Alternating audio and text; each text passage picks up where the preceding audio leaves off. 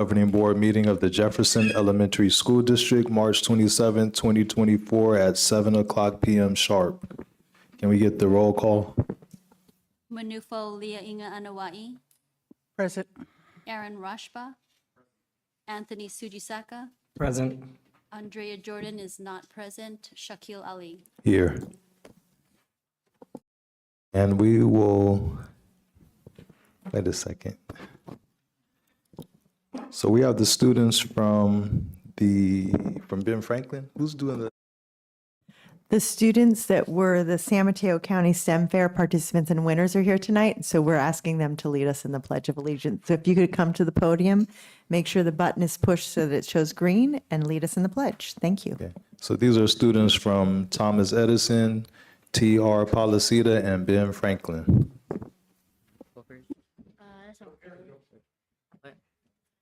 Please stand up for the Pledge of Allegiance and put your right hand over your heart and repeat after me. I pledge allegiance to the flag of the United States of America and to the republic for which it stands, one nation under God, indivisible, and liberty and justice for all.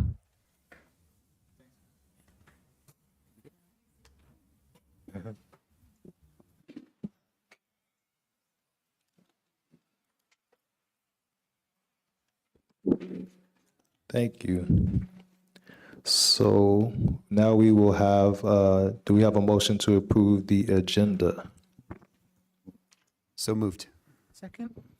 We have a motion and a second. All those in favor say aye. Aye. Unanimously approved. Now we have a special presentation.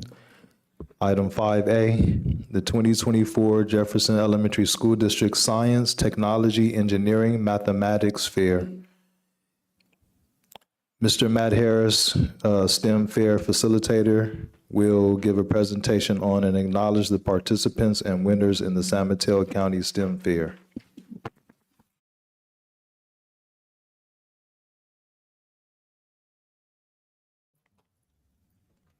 Thank you. This year, the STEM Fair was held on January 27th, Saturday, and the county requested that it still be an online submission.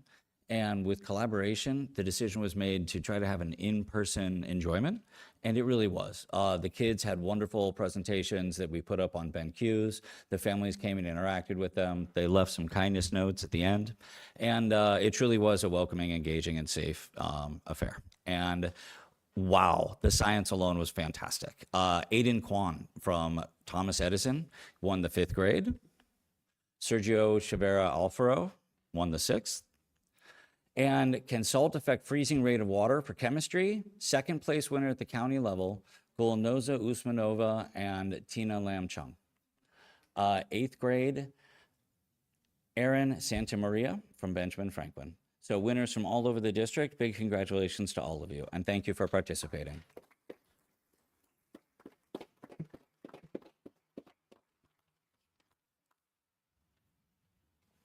Thank you, Mr. Harris. Do we have any comments from board members or questions? And we'll start on the right. No comments. I'm sorry, I'm going to interrupt for a second. I think our students were prepared to say something. Is that correct? Okay, so if we can maybe go back to the very first one and we'll call up our first student. Aiden, if you would come on up to the podium and share your presentation. This is my presentation called Potato Power. It is to find out how much electricity a potato can conduct. This is actually just the title slide. What did you learn? I learned that a potato can conduct a volt of electricity. Thank you.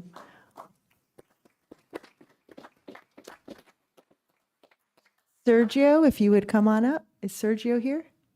He's not here? Okay. Gulnoza, did I say that correctly? Are you here? Come on up with your partner, Tina. Tina?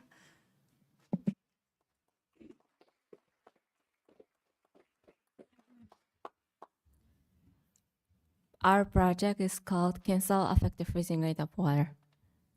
So, first of all, I wanted to thank you, my teachers, and our principal, Mr. Turner, my teacher, Mr. Domingo, and my family.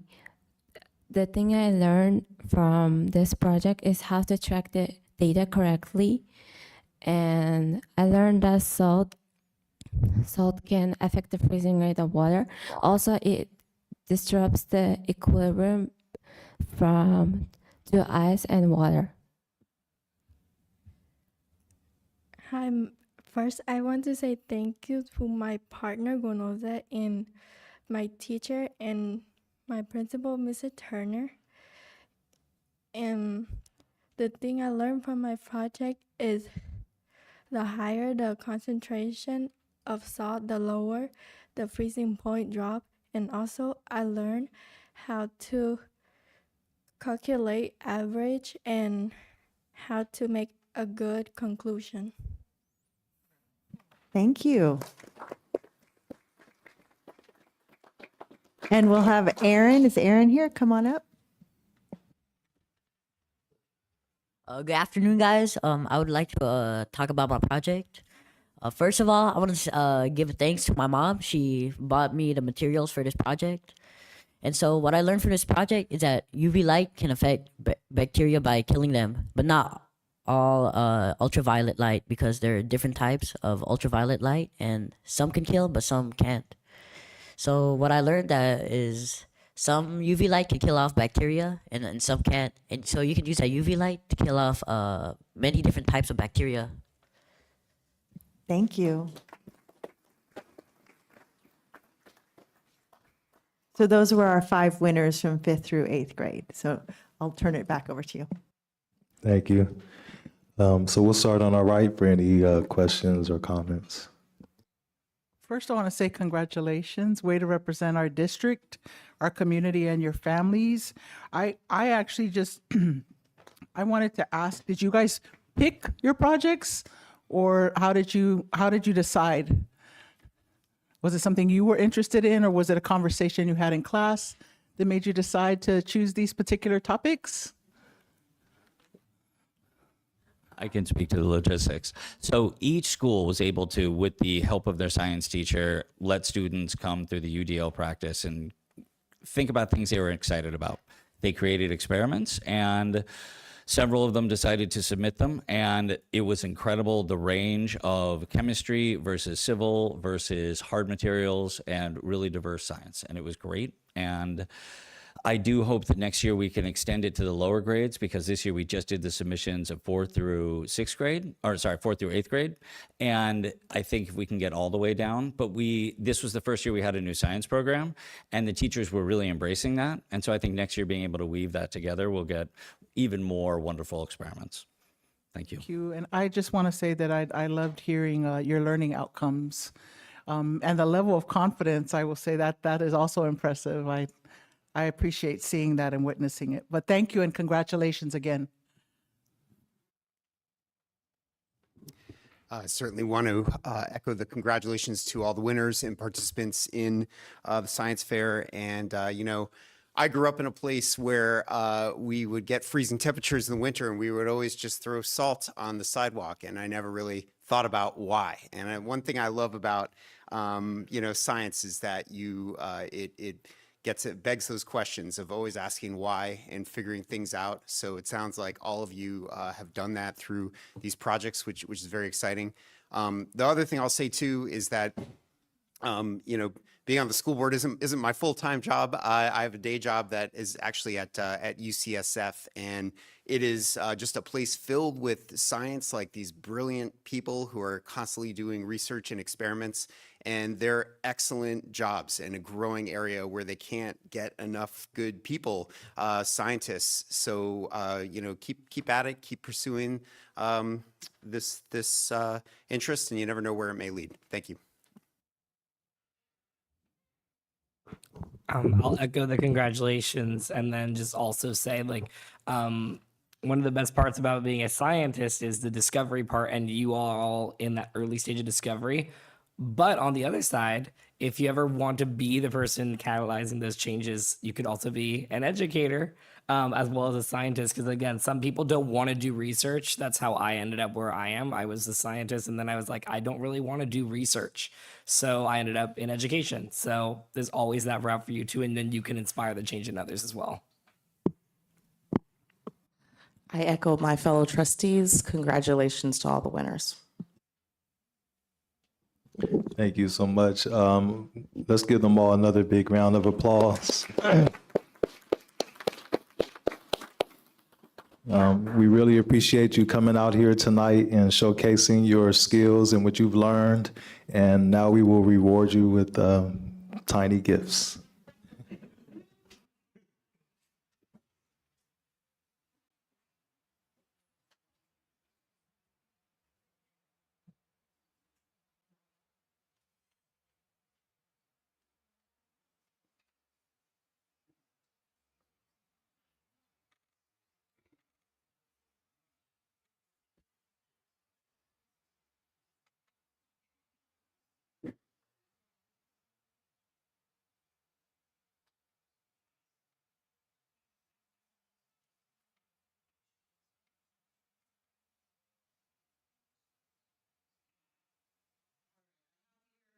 I have here Excellence in Science.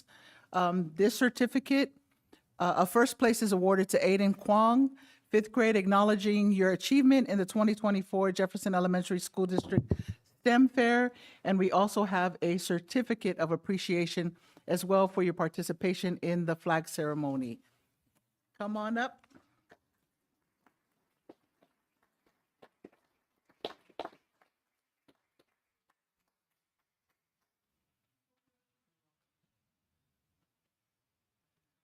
Okay, I have a certificate of appreciation for participation in the flag ceremony and a certificate of first place award to Sergio Chavarria Alfaro.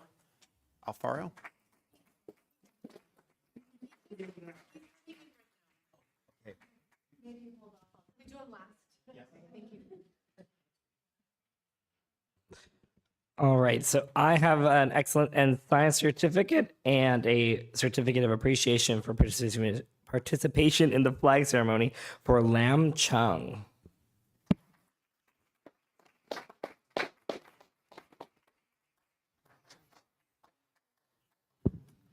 And I also have an Excellence in Science certificate and a certificate of appreciation for participation in the flag ceremony for Aaron Sta Maria.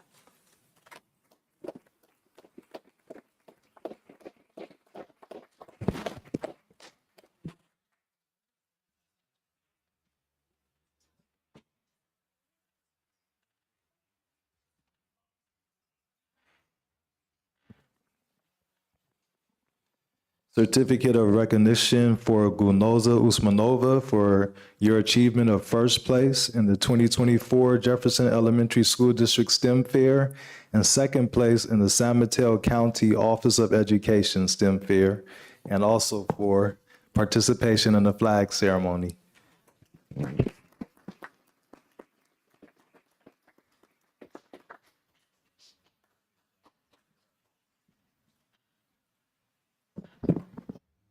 Okay, Sergio has arrived. All right. I have a certificate of appreciation for participation in the flag ceremony and a certificate of first place for Sergio Chavarria Alfaro.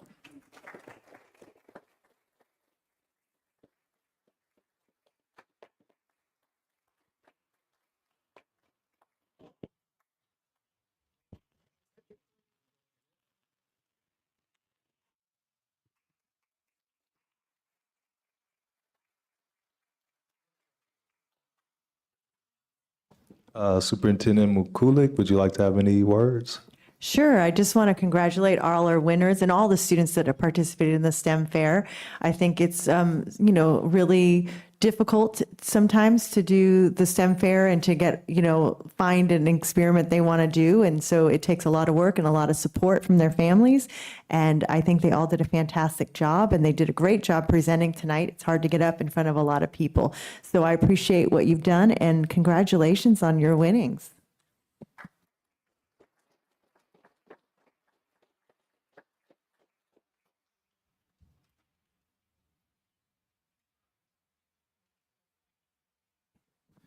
Now it's time for board member acknowledgements and commendations.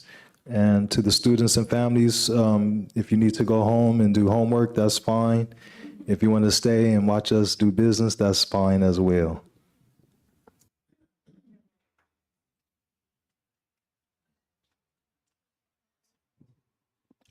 I thank you. Good evening, everyone. I don't have any specific board member acknowledgements or commendations, but just to echo the sentiments of our superintendent, I think back to my 7th grade year, and my science teacher's name was Mr. Hall at James Denman Middle School, and I struggled with the level of confidence that I saw tonight in figuring out. That's why I asked, because I was like, did you get assistance to pick your topic of or your subject for your project? Because it took me a long time while everyone was starting to work on their project. Being in the 7th grade, I couldn't even figure out what to do.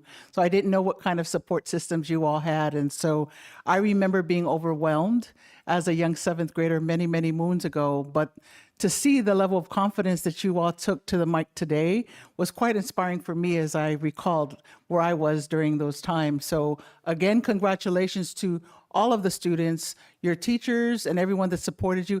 And I love that you highlighted your mom. Sometimes we get caught up and we forget the support that we have at home. So best of luck and continued success to all of you. And I know there's been tons of happenings that I unfortunately physically couldn't be at for our district, but I'm so proud of all of the things that have been happening. And so just shout out to all of the teams and the schools that have been hosting, participating in all of the wonderful activities we've been having these past few weeks. All the best. Echo the sentiments of Trustee Leoninga Nawai. I've nothing further to add. I echo everyone else, but I also wanted to add just a couple of things. The OYA conference happened this last weekend. I didn't get a chance to attend myself, but I had former students who attended, and they all said they had a fantastic time and sent me photos because I did mention, hey, you're high school students, but you can still go and represent your former district. Another thing was we had our young chefs competition, future chefs competition. That was incredible to go to. They were able to cook up some of the most amazing things that even being 20 something years older than them, I don't think I could have done better myself. So I had a great time there to see the future culinary inspirations. No comments. Yes, so I'd just like to acknowledge all the women who will be honored tomorrow at Daly City Hall. There's a Women's History Month celebration from 7 p.m. to 8:30, and a special shout out to my mom who's being honored as well tomorrow night, and to all the women that are being honored. And just one more time, commend the science, the future scientists for submitting their projects to the STEM Fair and for coming here tonight to present.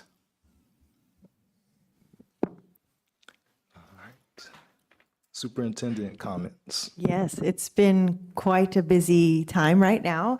Today I attended 2 ribbon cuttings and spoke at both of them. The first one was for the Park Plaza Crosswalk, which Supervisor Canepa helped come to fruition with Principal Nuala O'Sullivan Haley at Garden Village. She saw the need and brought it to the attention. And so there was a ribbon cutting with the mayor, Justin Manalo, and people from all over supporting the chief of police, et cetera. So, and ABC News was there tonight too. So you might see some of us on the news, but don't know.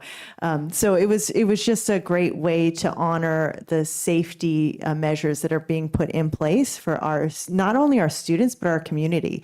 I had a community member come up to me and say, thank you, because I walk my dog every morning and I can't cross the street without being nervous. And now I'm visible. So we appreciate all of the city workers and everyone who made sure this happened for the safety of our students. So it's the connector between Ben Franklin and Garden Village. There's a great crosswalk with they call it the bulb out. and then you click the button and it flashes so that people know you're crossing. So that was a great way to keep our schools safe, because we, aspire to welcoming, engaging, safe schools.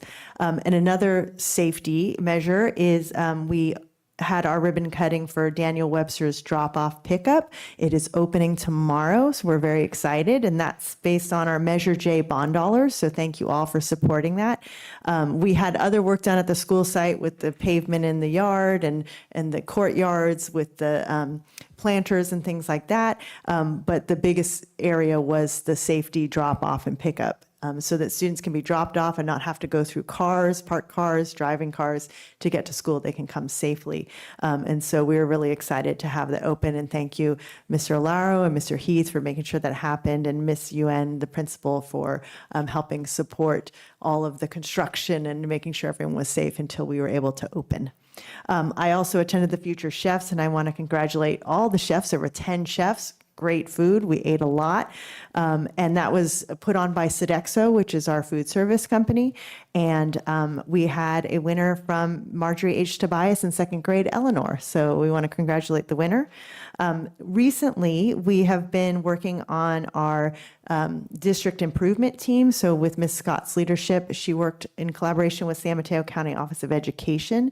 We had 4 meetings with leaders throughout our district, so teacher leaders, classified leaders, all voices heard, to come up with change ideas. And so we focus on 3 areas: academic, suspension, and absenteeism.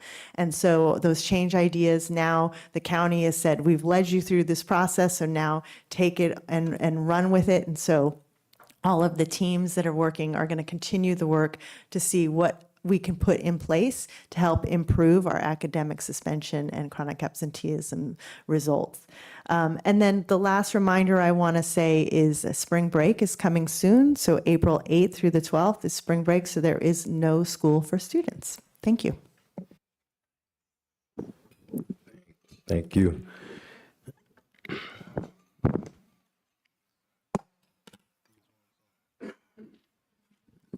Item 6C, persons wishing to address the board. This portion of the agenda is available for individuals to comment on or address the board on any issue that is under the board's jurisdiction and not on the agenda. The maximum time allowed for any speaker is 2 minutes, usually 2 minutes. Do we have any speaker cards? No, okay. Item 7A, do we have a motion to approve the consent agenda? Before we make a motion, I wanted to pull item 11A from the consent agenda.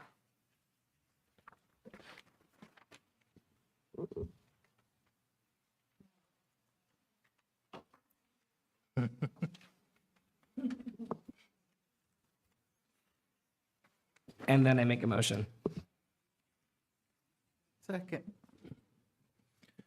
Okay, we have a motion and a second to approve the agenda with taking off item 11A. All those in favor say aye. Aye. Aye. Unanimously approved. Item 7C, resolution number 24-03-27 to excuse Manufo Liana Ano Ai from regular board meeting March 13th, 2024. Pursuant to Education Code 35129C, the board will consider a request for passage of a resolution to excuse. Motion to approve. Second. This is a roll call. Ms. Leah Inga Anuai, Aye. Mr. Rashba, Aye. Mr. Sujisaka, Aye. Ms. Jordan, Aye. Mr. Ali. Aye, unanimously approved. Item 7D, resolution number 240327A, National Library Week and National Librarian Day. The administration recommends adoption of resolution number 240327A, recognizing April 21st through 27th, 2024 as National Library Week and April 16th, 2024 as National Librarian Day. Do we have a motion to approve? So moved. Second.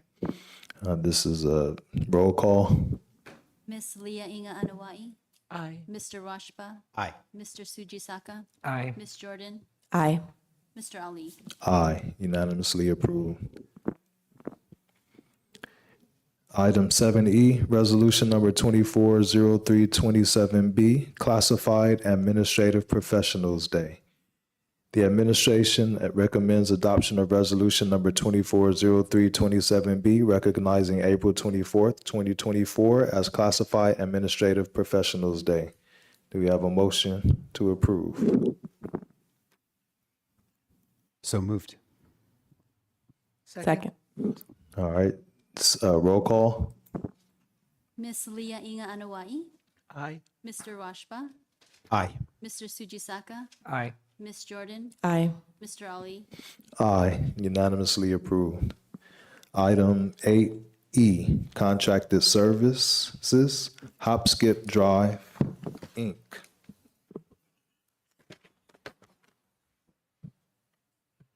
The administration recommends updating the current contract with Hop Skip Drive, Inc. to $150,000 to provide transportation services for Jefferson Elementary School District students. The initial contract was under $50,000 as increased as the needs progressed. The cost is for the full academic year 2023-2024. The contract is to be funded through the Student Services Department. Do we have a motion to approve? I had a question and was just wondering for further explanation on this increase. That's quite an increase from the budget of 50,000 to 150,000 in what's needed. Yeah, I can speak on that. So Hop Skip Drive, we utilize them as part of our transportation plan. That's also included on this board agenda. We try to meet the needs of our students. This particular contract deals with students who are currently unhoused. Initially, we started at a lower number, but as the school year progressed, that number went up. These students live ranging from San Francisco down to Redwood City in the shelters that they're at. We try to make sure that we meet the needs of our students and they're here at school. It could be,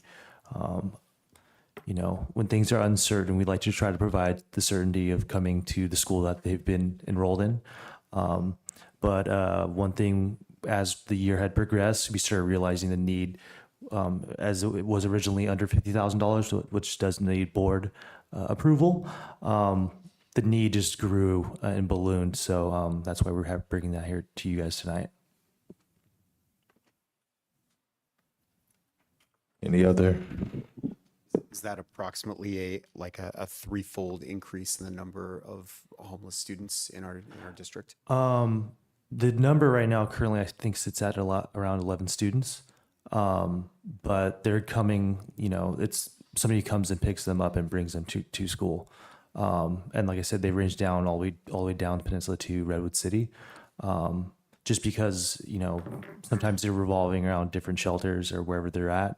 But yeah, the transportation costs are as with most things, they've gone up, and we're just trying to service the needs of our students. Good. Any other questions or comments? I have a question, President Ali. Is the increase exact, or is there a cushion in case we may need an additional increase later? Yeah, so we arrived to that number just based on the number of students we have and the monthly average of each one of those students. We tried to, at the beginning of the year, try to predict out what that cost could be when we were doing these contracts. However, as in life, things aren't always linear. And so after reviewing, our spend per se on the current purchase order, we've realized that we need it to increase it by a higher percentage. And in the event that we get additional students that will need this, does that mean we're going to have to increase again? Potentially. Ms. Martinez, who's here in the audience, she does a great job with the Student Services Department and facilitating and trying to really catch those needs before they start. And she's aware of, the students who are identified. However, we feel like we've put in a nice cushion to where we don't have to bring this back to the board. But like I said, things aren't always linear, and things can change. And last question, since this is funded through the Student Services Department, if, you know, since things are not linear and things could change, do we have are those funds available if we needed them, or would we have to pull from another program? Yeah, no, these are restricted funds that we're utilizing. We also, I believe in 22-23, we got additional funding with the American Rescue Plan for students who are identified as homeless or unhoused. So partially paid for by Title I, and these separate funding specifically earmarked for unhoused students. Thank you.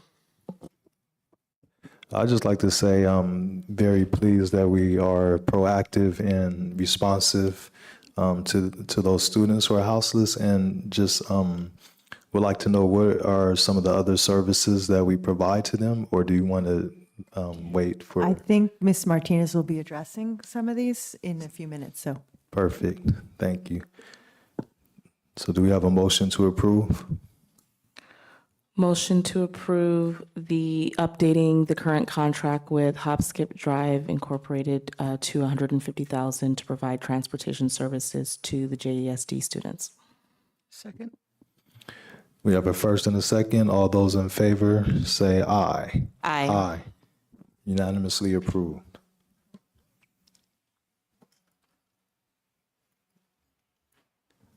Item 7F, Single Plan for Student Achievement. The administration recommends approval of the Single Plan for Student Achievement for the following JESD schools: George Washington, Thomas R. Policita, and Woodrow Wilson, as developed by their school site council and site staff members. Representatives from each school will share highlights from their school plans.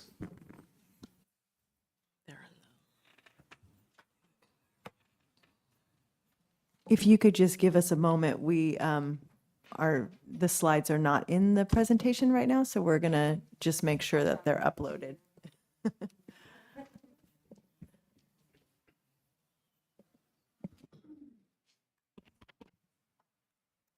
If you want to get started, just to talk through it, and then we can get it uploaded in a moment. Sure. Hi, I'm Lauren Buckley, principal of George Washington Elementary School. I'm just going to share our plan, our SIPSA that our school site council created and approved, and hopefully some of the progress that we've made so far this year on that plan. So I'll just start with our achievements. We increased our student achievement in mathematics by, I'm sorry, oops, I'm on the wrong one. I'm sorry, we increased our student achievement in English language proficiency, that's for our English language learners on the LPAC exam, by 10%. That was a huge achievement for our school, and I think it's thanks to our commitment to making sure that we're using those English language learner strategies in all areas, and especially making sure that we're providing consistent instruction using those strategies. We also have a dedicated ELD teacher for our students, and that's definitely a big asset to our school. Secondly, we also increased our ELA achievement overall for all students by 7%. Oh, there you go. We're really proud of that. I think that's thanks to our commitment to using our adopted curriculum with fidelity. We're really committed to using those research-based materials, and hopefully looking forward to continuing to increase that. We do have a really high goal at our school. We really want to get to 80%. for our students, and so we're making those steps to get there. We also had no suspensions last year, and up to now also have no suspensions this year. So our classroom management and our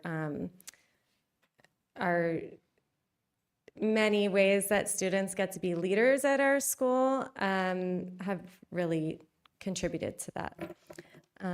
We still do have areas for growth. You can go to the next slide. Our attendance has increased or had increased a little bit from 21 to 2024, but we would like that to be, around 98% would be our goal for our school. We've been doing a lot of attendance incentives this year, including an attendance raffle, which our students are really into. We are seeing more kids being on time to school and more kids being at school every day, and those attendance raffles are super fun. And I started out spending $60 at Ross on some prizes for the kids, and since then we've had a ton of donations from the Warriors, from the Giants, really high incentive items from our families, from our teachers, and so kids are getting excited about it, families are getting excited about it, and we're excited to see what those numbers turn out to be at the end of this year. So we know that our kids being at school every day is super important, and we want more of them there every day so that they're learning more. Math was a challenge for us. We went down by a little less than 1%, so not a huge loss. But this year we do have an MTSS teacher that is focusing on helping teachers implement some of our improvement strategies for math. So we're hoping that that is going to help us improve in that area. And our math performance will increase this year. We've seen some great sparks of light in some of our intermediate testing on our FAST bridge. So we'll see how that turns out on the CASP testing this year. But we're hopeful that those intervention strategies and those small group interventions within the classroom are really going to help them. And we have 4 areas of focus for our goals this year. You can go to the next one, Pam.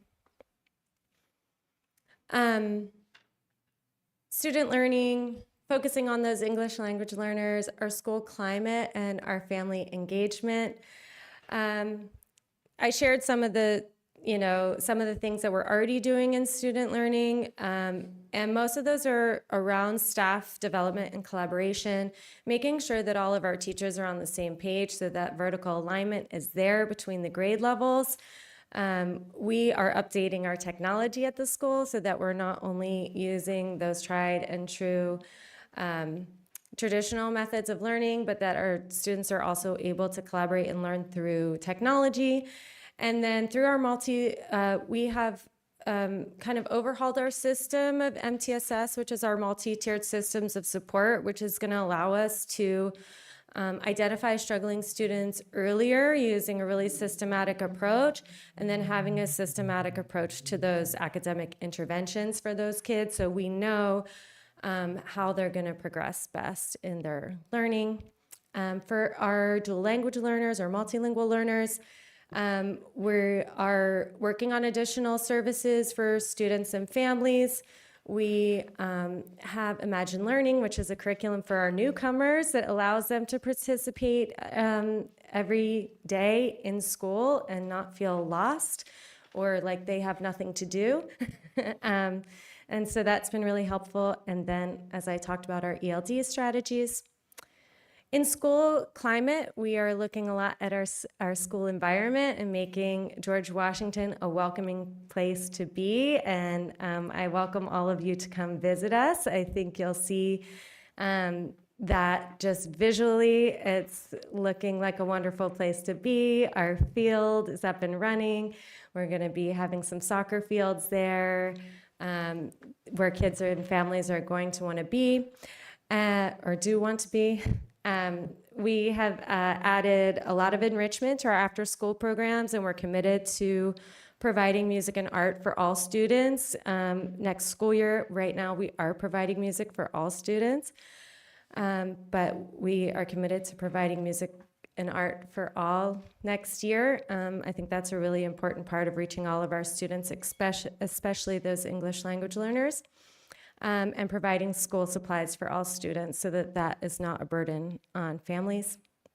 And then family engagement, we have a huge increase in participation this year, and we hope to continue that participation in all of our events by bringing everything back in person this year. We've had a lot of participation. So opening up those opportunities for leadership for our families and volunteer opportunities, and also opening up any job opportunities that we have at our site to families when possible. Any questions for me? Thank you. If there's any questions, we'll start from the left this time. Thank you for the presentation. The only question that I have was the music and art for all. How would you coordinate that? Would it be during the class period? Would it be during after school programs? And how are how are we engaging when to do music versus art? And obviously, when we're saying for all, if it's after school, that means that students would have to probably be enrolled in the after school program. And so it's technically not for the entire school, but so just can you explain a little bit about that? Yes, thank you. That's a wonderful question. This is one of my big passions. This does mean music and art for all during the school day. My vision is to have that once a week for all students. We did get Prop 28 funding, which is going to hopefully fund a 0.3 art position at our school. So that means that that's once a week for all of our students. We'll have art class with a certificated art teacher. And then right now we're contracting with Music for Minors, so that's also during the day for all students once a week. They are getting music for kinder through fourth grade. This year, that's being fifth grade's being funded through the district, but next year our Prop 28 funding is also going to supplement that, so our fifth graders will also have that. So I really think that that's an important part of a comprehensive education for the kids and engaging all the parts of their brain, and that's really important to our community, and I'm committed to providing that for our students. And then we also have additional enrichment activities in our after-school program. So those kids are also getting basketball, they're getting leap art, they're getting dance, and I'm sure I'm missing something that ACES won't like me to forget, but those are also enrichment opportunities that are happening in the after-school program. Perfect. I'm really happy to hear that it's during the day. 2 years ago, we went to CSBA, the education conference, and a speaker that wrote a book called Educated. She actually never attended a classroom until college. And what got her interested in learning was music. She learned through play. And I think having enrichment for music and art allows those students that may struggle in math, in English and science to not feel left out and to feel like they can also succeed and do things just like their other peers, but maybe not in the same traditional way that I think our society thinks of success in terms of education. And so providing that, I think, is just super beneficial, and it's going to help them in the long term. So thank you.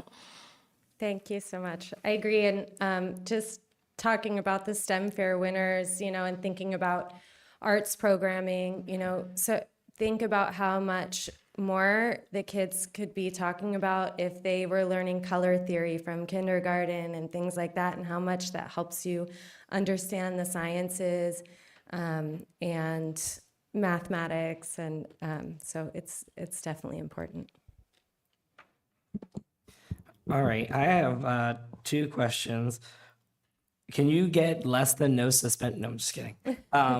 So actually, it goes back to the glows in the ELA. Could you actually go back to that slide? I just wanted to ask. So you say you increase in 10% proficiency, and I think I understand what that means, but I wanted you to elaborate like what is considered proficient. Because to me it looks like level 3 and 4 are very high, but then the percentage is very low. So I want you to just explain so that people can understand what proficient means. Sure. So I will say that that's overall English language proficiency. So there's 4 domains: listening, speaking, reading, writing. So some students may be stronger in some areas than others. The LPAC test does tell us, give us a breakdown in those areas so that we can focus on specific areas with specific students or specific groups. So this is just a high level overall performance on that LPAC exam, but if the board's interested, I'm happy to break it down a little further. Oh no, I think what I more meant to say was what level is considered proficient? 3.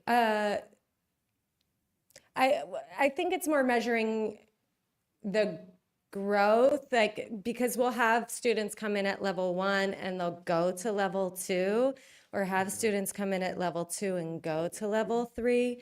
So levels 3 and 4 are considered that upper proficiency level. We're also, after level 4, we also will reclassify students too. So I didn't put those numbers on here, but I'm happy to provide those to you. No, and I think that was more of a clarifying question for anyone who was looking at it and may be confused about what proficient meant. But Yeah. Thank you. No further questions. I was wondering what family engagement events have been most successful for your school? Anything where we're showing student work. We started off the year with a back to school barbecue, which some of you attended. That was just an opportunity for us to get to know families to get to know each other, visit the classrooms, and kind of share some food and conversation together. That almost every single one of our families attended that event, and that was super, super successful. We had, I think, over 400 people there, so that was really exciting. We've had movie nights. We've had our school science fair, which was attended by parents, that preceded the JESD fair. We've had our winter musical. So each class performed their musical stylings of the winter time, and that was the cutest event. We've had spelling bees, which are well attended. Those are monthly. What else? And coming up, we have, next week, I should tell you, on the 4th, we have our multicultural night. So that's an exciting one that's coming up. Sure.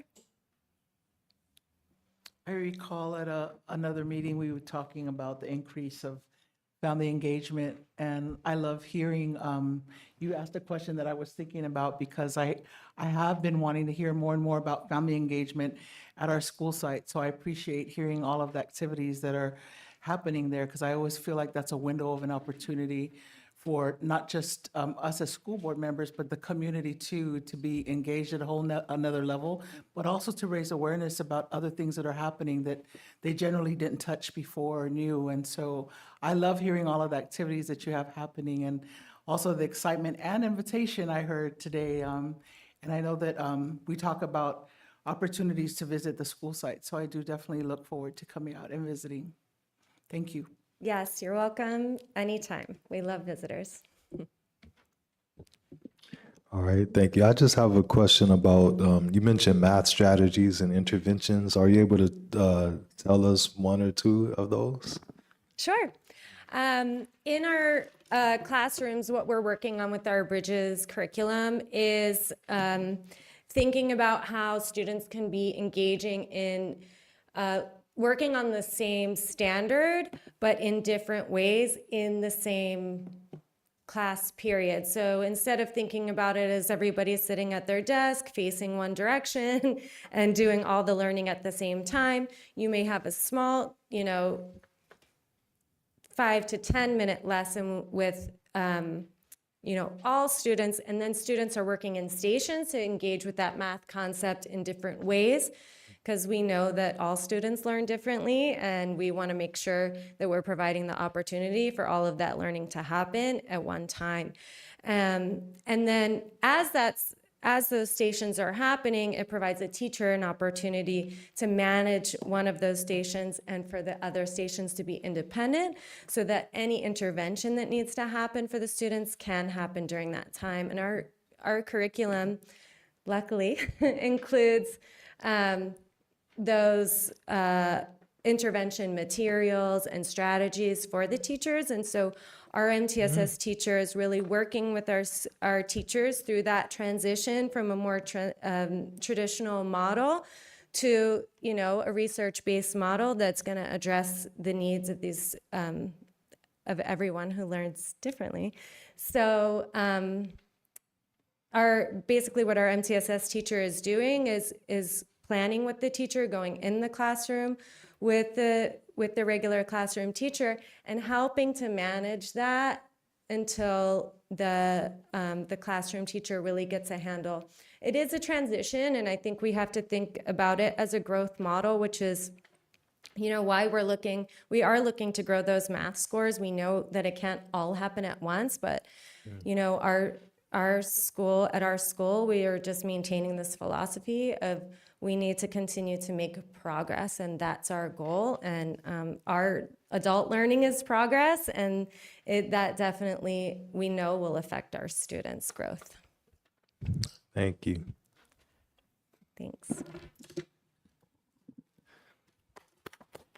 Thank you.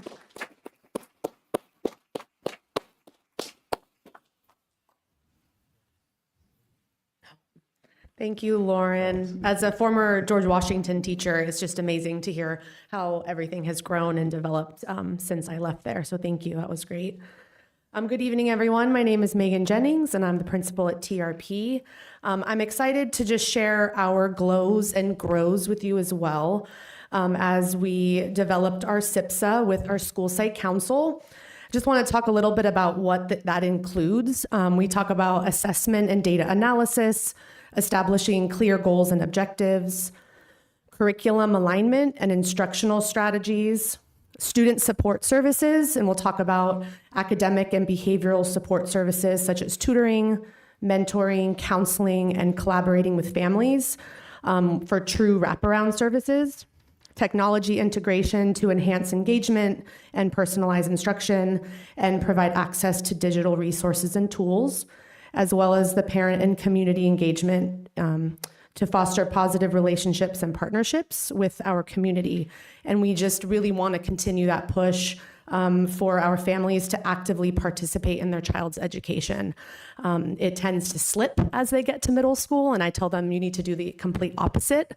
They don't want you there, but you need to be there even more. And so we just continue that, teaching and learning with our families. So on this first slide, these are our glows. So the first one is around our 7th grade math on the CASP. There's an area called problem solving and modeling data. And this is where students need to use appropriate tools and strategies to solve real world math problems. So this is a really big focus on CASP. There are quite a few questions on this section every year. So was really happy to see that from 21-22, we were sitting at 54%, and the following year we increased to 68%. So an increase of little over 14% in 1 year. And I'll talk a little later about things we did to increase that. Another glow was the lovely LPAC discussion. We're currently almost finished giving it right now.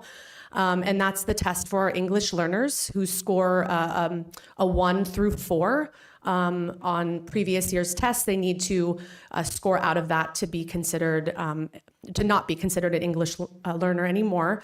So one big glow we had was that our 6th grade students increased from 24% to 35%. and meaning 35% of our sixth graders were now at a level 4. So that was a really big increase for us.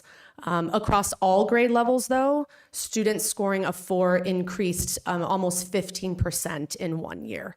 So once we can get them to that 4, then ELA and math teachers have discussions around, do we think these students are ready to be redesignated, and then they are no longer needing to receive ELD services in our district.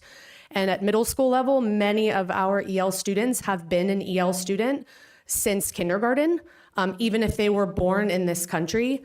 If they hear or speak another language at home, they fill out their home language survey and they are considered an English learner until they can test out.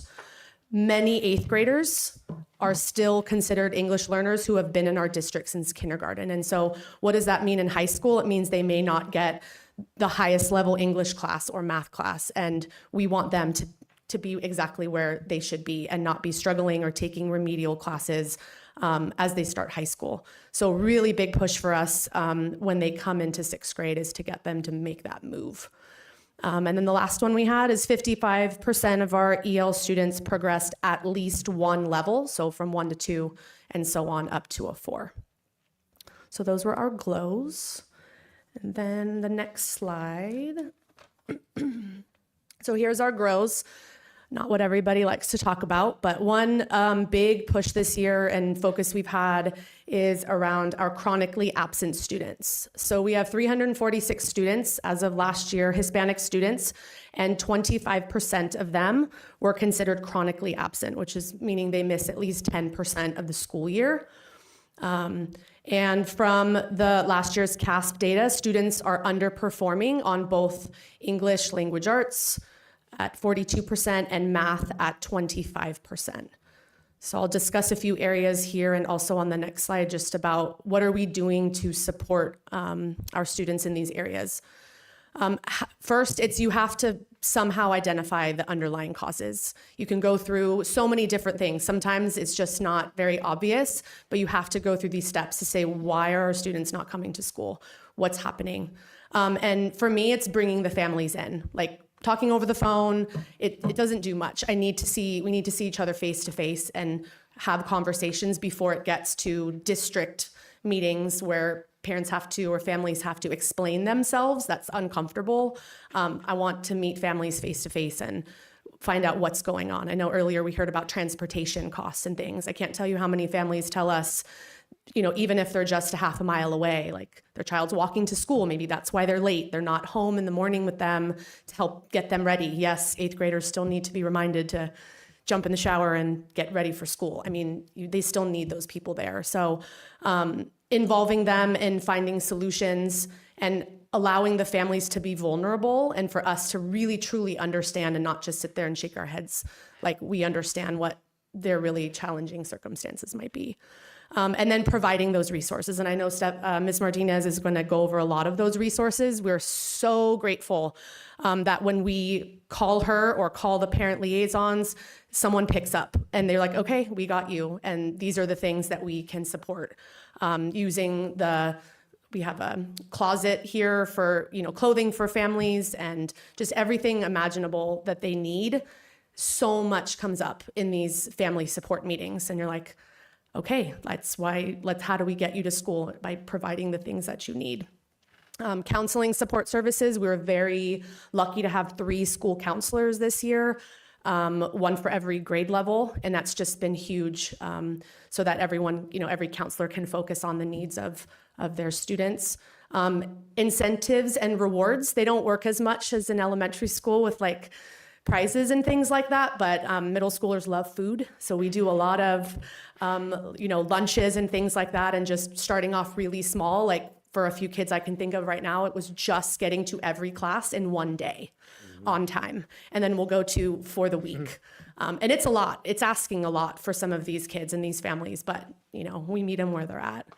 And then academic support and after school programs. So we have teachers offering ELA and math after school programs, and we also have 2 After school programs for students, there's still room. We have the Boys and Girls Club, and we have JCYC, which is a tutoring program that is free for our school, and it's a grant that they receive, and we're able to work with them every year. So we have those two programs to help as well. And then on the next slide, just talks about our key actions. So the first one, if you click it, does it say math? Okay, so on the left side, it's supposed to say math. And some of the actions we have around improving math scores are interactive learning tools, peer and group collaboration, and real-world applications.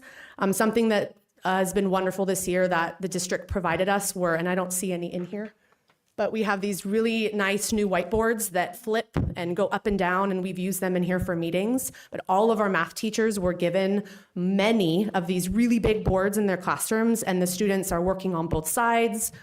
Just as Lauren mentioned earlier, like teacher can rotate through groups and really see firsthand what's going on with their learning. Another one, the second one, should say chronic absenteeism.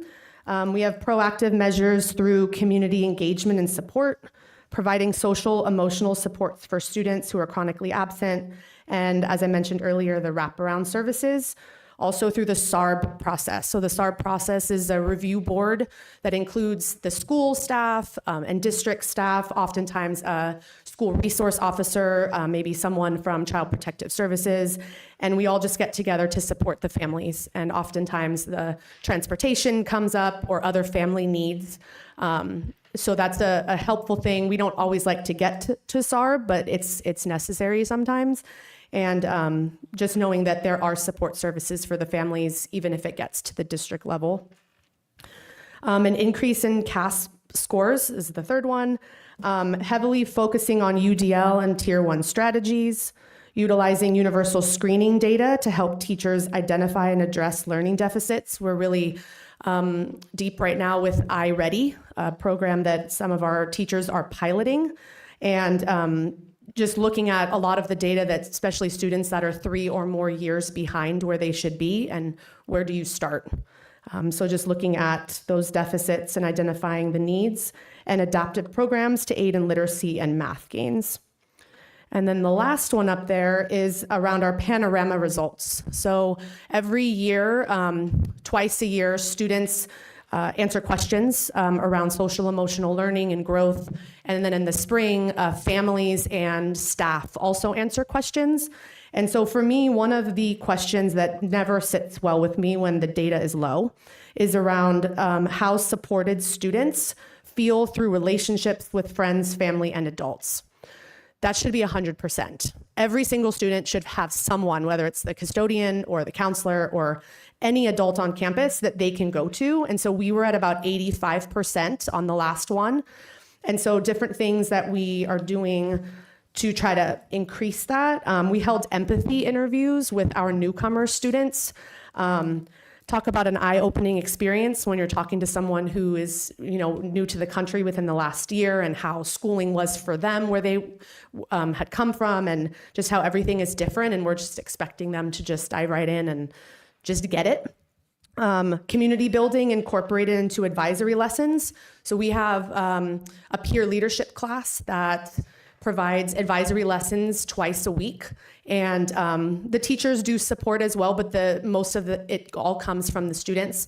I know in years past, they've presented at board meetings around all different kinds of topics that they lead. But the students hearing from their peers is really cool, and being in there, and the students are the ones leading the entire lesson. They've created the slideshows. We had one this week on vaping. The 2P organization that we work with supports our students with that. They just went to a conference and learned so much. So they brought that back to us. And then other ways we are wanting to increase our panorama results.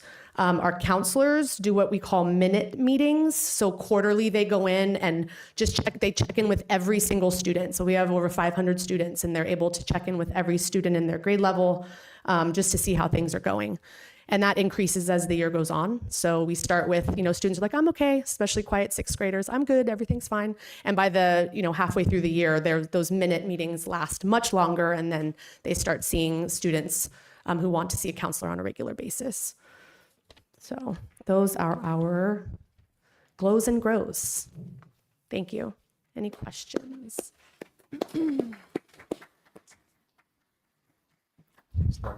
I just want to apologize for the slides. I'm not quite sure what happened. So, but they are accurate on our agenda online in case anyone wants to see them.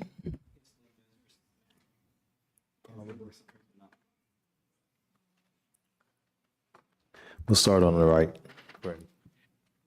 I apologize. I was trying to read and listen to you. My allergies are acting up so bad this meeting, but I want to thank you for all the work that you're lifting there. And I appreciate you naming what you'd like to see more progress in, especially around, excuse me, more progress in on-site. I actually wanted to ask you a little bit more about your empathy interviews. I was just interested in how that's going.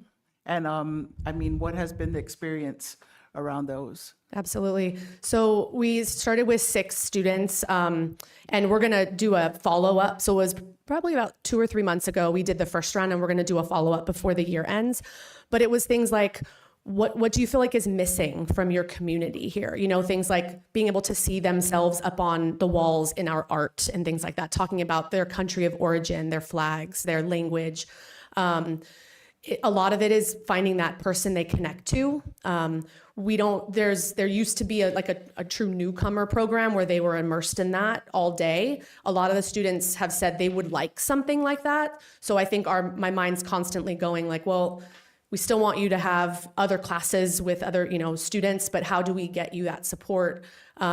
Where the teachers, for a majority of them are Spanish speakers and the teacher is speaking your language. And they do a lot of cultural presentations and, I'll walk into one of the classes, the ELD 1 class, and they're speaking, most of them do not speak English, and they're speaking in English, talking about their country and their, their favorite part and their families and the food. Every student wants to talk about the food. And it was eye-opening to hear what's missing or what they miss about home and how can we bring that here, more for them. And so just including them in everything that we can, although, things are more challenging for them, but just keeping in mind that they're trying, it's such a big change for them. And then including their families. So we also did the interviews with the families as well. And a lot of them are just so appreciative for things, but it's like, okay, I'm glad you're happy, but what do you really want? What's missing? So we'll do follow up with them too, but that was just a piece for me that was like, I need to focus on that more. Thank you. Thank you for the question. I was also interested in the empathy interviews. I was also just thinking about absenteeism and just wanted to ask if public transportation is a viable way for any students to get to school, knowing that we have a benefit, I think, from Samtrans on that. Absolutely, yes. And we were given free bus passes for all students, which has just been wonderful, and actually even extras, because to ask a teenager to save their bus pass for 9 months is tough. So they can get replacements once if they need it. But yes, we have, that's an option, and we have a really big percentage of our students take the bus. The bus stop is right outside of our building. And so we offer that kind of before we even go down the transportation line when we're talking to families about, sometimes they may live around the corner, but the family's like, my child is not walking to school. Some families are working at night. They get off in the morning and then they're bringing their child to school. So it's not our place to say, but you only live right there, but it's like, what can we do? Is there someone you can walk with? We open even earlier now. We switched hours with our campus supervisors. So at 7:30, our doors open instead of at, 7:50. A lot of students are there waiting for the doors to open at 7:30. So I think it's just kind of meeting them where they're at.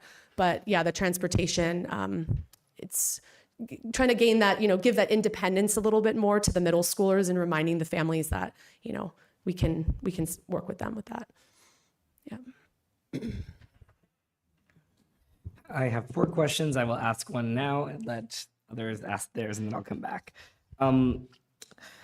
This is about the incentives that you're trying to figure out what work and what don't, because middle schoolers don't always react to incentives. Have we gauged our communities, students, and parents and asked what kind of things would they want offered and what would get them to buy into incentives? So we did do that for our Spark program. So that's like, we had PBIS rewards before, and that was where teachers needed to give points and things online. And we just learned we actually spoke to our teachers first. We're like, there's not a lot of points being given. What do we do? And everyone really, they wanted the paper tickets, the old school kind of way of being able to hand somebody something for doing something positive. So ours is Spark, so anything safe, positive, academic, responsible, and kind. So we did vote, and we were able to get a lot of things. The kids love squishies and fidgets, and so we have things like that in our Spark store. We hold a raffle every Friday, so kids who turn in their Spark tickets get a raffle ticket. They drop it in, and we pull names on Fridays. We also have a spirit trip to Santa Cruz in May. So we did speak about those kind of things, like what the kids want. But we haven't spoken too much other than when we're meeting with families one-on-one, like what's it going to take? What do you really need? The families are usually like, I need to take my kid's cell phone at night, or, they need help getting up in the morning. There's a lot of that. But the deeper rooted issues, we're still working on. Thank you. I also have 4 questions, so we'll just go back and forth. Thank you for the presentation. I would love to understand more about the real world application of math. I'm just thinking through, middle school math, and I have a child that went through middle school, and she's like, why do I have to learn percentages? And I'm thinking, one day you're going to tip someone and you need to know what percentage to tip. So we'd love to understand how you are incorporating real world application of math into the day-to-day. Absolutely. Yes, I also have a middle schooler, and math with him is not our favorite part of the day. So the real world applications are, with IXL, with iReady, with our platforms, students are really able to access kind of why we need to learn these things. I think my favorite thing that I see math teachers doing that I mentioned earlier with the whiteboards in the classrooms, and being able to, students have to explain their thinking. There's no more like answering 30 questions of, you know how to multiply or divide, like how did you actually work through this? And so seeing posters on the walls. I mean, students are constantly looking like, and they know exactly where it is. Like we talked about this last week, it's in that corner, and you can see them looking at the anchor posters as they're trying to work on their whiteboards.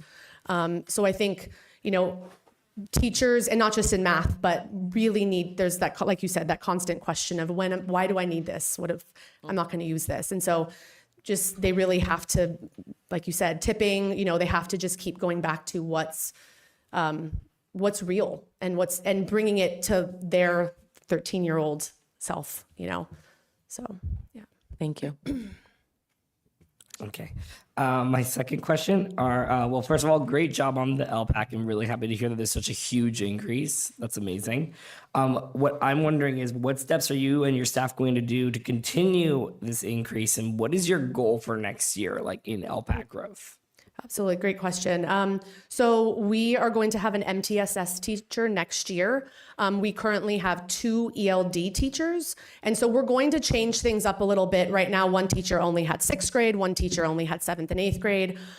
We're going to kind of move things around. Instead of our newcomers or students that have been in the country less than 1 year, just having a teacher for 1 period, they're going to have the teacher for ELA and ELD. Before they had a different teacher, so they would have their targeted time, but then they went to a different class for ELA. So this year they're going to have, this coming year, they'll have that teacher for 2 periods, all 6th through 8th graders. And then the MTSS teacher, I really want to pick the brains of our elementary friends, because trying to think about how that works in middle school, where classes are constantly changing, where do we see that fit? And I think it's really, I see it in the ELA and ELD lines, and being able to group students and just have the co-teaching is huge. I think that's hard for some teachers to figure, okay, I'm going to work with this other adult and we're going to, find what best strategies work for students, but being able to bounce ideas off of each other and work together. We have not created a goal yet. Our last school site council meeting, I'm going to kind of go through all of this, and we'll create SMART goals moving forward. We're just wrapping up LPAC right now. But it really in middle school, that drives our schedule. So as LPAC scores come out, then we determine, that's where we start. We determine how many periods we need of certain things, and where students will go for the ELD support. And then we're able to schedule everything else. Thanks. If we could actually see those SMART goals when they're done, if that's, I don't know if that's possible, but that'd be something I'd be Like to share out, like Yeah, once just- we think about next year's goals. Yeah, I'd be happy that'd to just share. be good for us to keep track of. Thank you. Yeah, definitely. Then the chronic absenteeism, obviously that's something that a lot of our schools are struggling with. And I noticed on the dashboard, there are a ton that have no performance level. And so I guess my question to you is, I know we called out the Hispanic students, but I'm noticing that there is also our Caucasian, our African American students, our American Indian students. They're I guess there's a percentage, but is it because the students are not as, there's not a lot of those students, and so that's the reason why there's no performance? Exactly. The data doesn't come up for the smaller groups of students. Yeah. So it just comes up for Asian, Filipino, and Hispanic.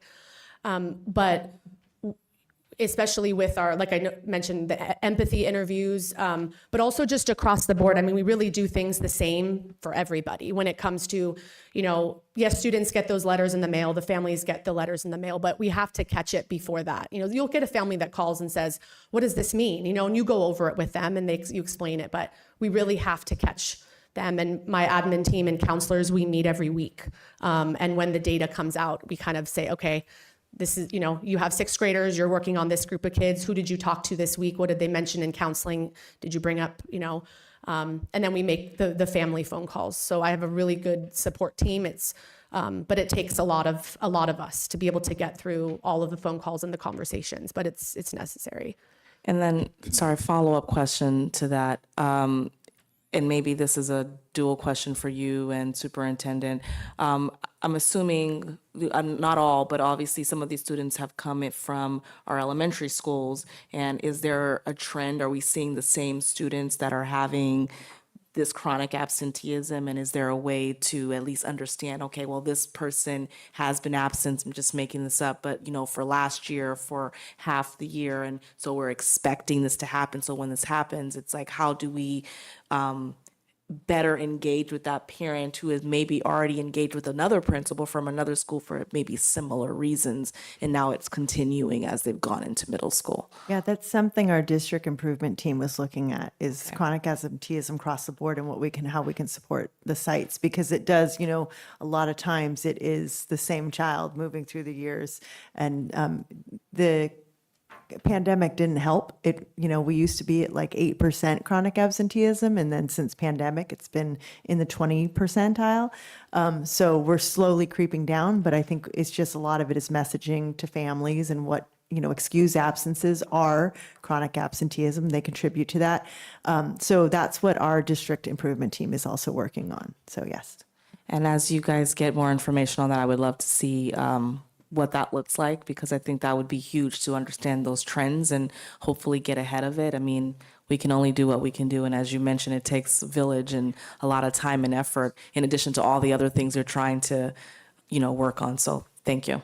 And just to piggyback what Sandy said, it's a lot of times it's, we have students and they have siblings in our feeder schools. And so just so lucky you can pick up the phone, I can call any of my feeder schools and say, hey, did you already SARB this family, or what's working for you guys? It's not working for us. And oftentimes we'll just get together and say, okay, you have 2 kiddos in elementary and we have a middle schooler. Let's get the whole family together for a district meeting. So it's really nice that they all feed in that way, and that you can just call. I can call my colleagues and talk about families. Actually, I was really going to quickly ask Superintendent McCulloch, is the dashboard that the minimum measurement is 40, I think, right? They tell us I believe it's 30 students. 30, okay. So I know there was a minimum. Anyway, I'll actually consolidate this into one question, so I only have one question left. It's about chronic absenteeism, that's what we're all curious about. I'm wondering what staff are doing to assist you in that, and then specifically, do you have any staff of culturally and linguistically related helping reach those families in those categories? That's a great question. I really lean on my classified support staff. I have some wonderful translators on deck who are, just willing to support in anything. So classified staff are, I think, really underutilized. I mean, especially our bilingual aides, and so they help with phone calls and translation. My office staff also is bilingual, and so just being able to use them, there has to be a connection, so if you're calling a family over something really difficult, and we're lucky some of our teachers do as well, oftentimes they'll just let us know, like, hey, I'm noticing this student. You're like, you're right, that got brought up with our counselors as well. So oftentimes though, it comes more from the office, not necessarily, at least around attendance, not from the teacher usually. Middle school is very, Google Classroom friendly, and teachers are constantly sending messages out and reminders and things. We have a weekly bulletin. I do weekly newsletters, sometimes more than once a week as the year comes down. So I just think for me, it's the constant communication. We use the Remind app, so I can do Translate very quickly that way. And you want the families to know that, we're receptive to what they say and we can communicate still, even if there is a language barrier. Thank you. No further questions.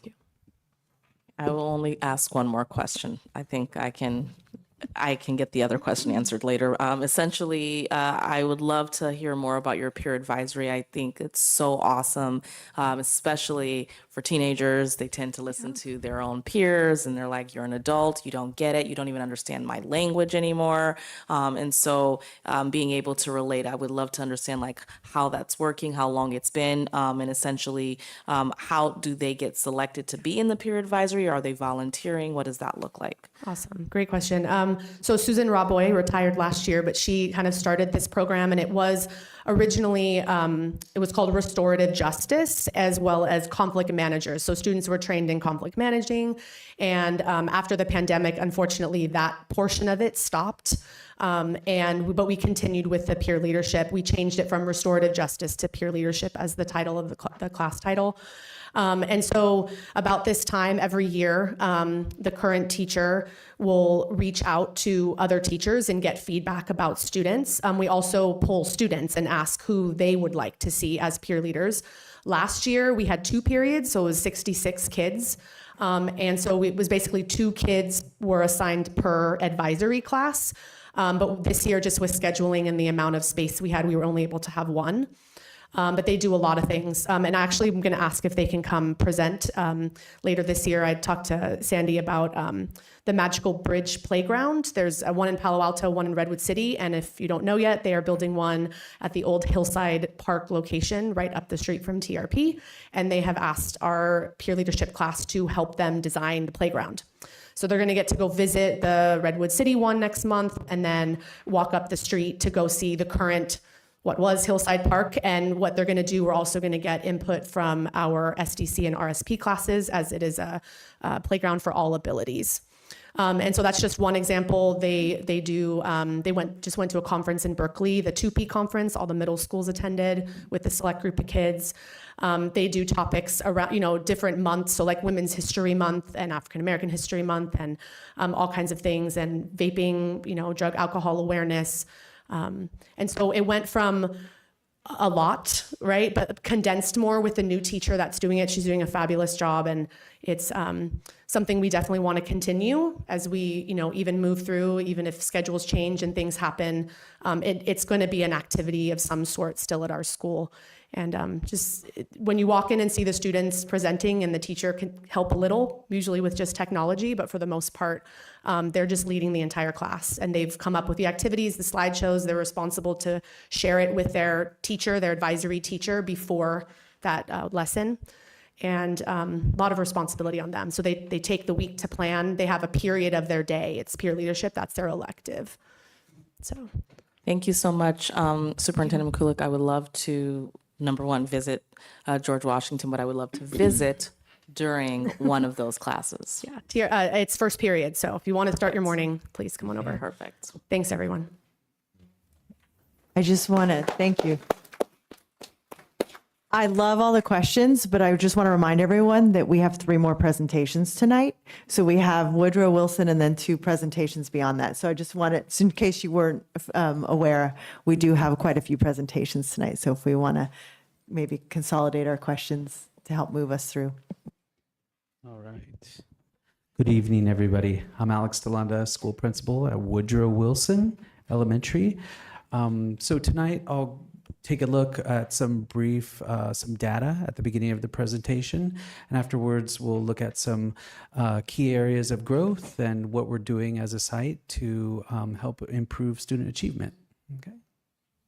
So for the first slide here, these are our CASP scores for the school years 2022-23. If you look at it in one way, this is kind of by grade level. And highlights include 3rd grade, where we had a 20% increase in English language arts and a 23% increase in math. Some areas of growth include some of our math scores in the upper grades. The bottom table is actually goes with the next slide, but I can explain that right now. That if we look at, there's 2 ways to look at data, such as CAST scores. One way is to look at the grade levels, just like I explained, but another way is to look at the cohort of students. We're actually following those specific students. And on the next slide, we see it, I highlighted with arrows looking at the students, right? So these are 3rd graders, at 3rd grade in 2022, and then 4th grade 2023. And as you can see, we had some significant growth there that I'm really proud of with our site. So in language arts from 3rd to 4th grade, we had a 10% increase. In math from 3rd to 4th grade, we had an 8% increase. From 4th to 5th grade in language arts, we had a 6% increase. And we did have a dip, which is a grow area in math from 4th to 5th grade. These are significant gains that I'm really proud of, but it also helps us to inform next steps, our grow areas. They're not fun to look at those sometimes, but again, just like the principals before me, they're areas, high leverage areas that we can look at just growth as a site. I'll continue to talk about that. Okay, so for a priority goal with increased student achievement across core subjects in language arts and math, one of the main things that we have is a bilingual Spanish-speaking instructional aide who pushes into classrooms. This person is also a family liaison at our site. And what she does is pushes into each classroom throughout the day to support teachers with targeted instruction. So the instructional aide will push in during a lesson, work with a large group of kids, say a lesson starts. The instructional aide will then monitor the students as they work independently or collaboratively, while the classroom teacher pulls a small group of targeted students who might need extra support to the side, groups of 4 or 5, to hit on standards or skills that the students might need extra support with. And again, it's providing differentiated instruction at the Tier 1 level. Okay. We also have a full-time English language development teacher. This teacher uses systematic ELD to work with our kiddos, our language learners at the LPAC levels 1s and 2s specifically, full-time. We're also using Elevation, which is an online platform with English language development strategies, and that's professional development for our staff that we engage in throughout the year. And teachers incorporate their strategies into integrated ELD. Their integrated ELD time, which is during language arts, the language arts block of the day in class. We also have a full-time MTSS teacher, new this year, who is supporting math with co-teaching and small group instruction. We're excited to see what the benefits in the coming years will bring. But I can just at the ground level, anecdotally, we're seeing a lot of progress with our students. It's great to see true collaboration between the MTSS teacher and the general ed teachers with math.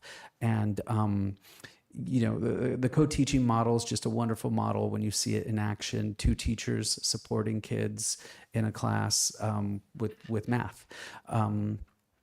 Let's see, we also have, so as a part of our site, some of the gains that I attribute, some of the things that I attribute to our gains throughout the last couple of years are fidelity to the use of the district provided curriculum, that we're using Bridges for math, that we're using benchmark curriculum for language arts, and again, systematic ELD for our 1s and 2s, also the benchmark for integrated ELD in the room. We've been really focusing on data informed instruction using staff meeting time to really look at benchmark tests, universal screeners in FastBridge, and to identify student needs. Again, based on data, teachers form small groups, cohorts that they track throughout the year, and support at their level. Again, going back to that tier 1 differentiated instruction, that's so crucial for student achievement.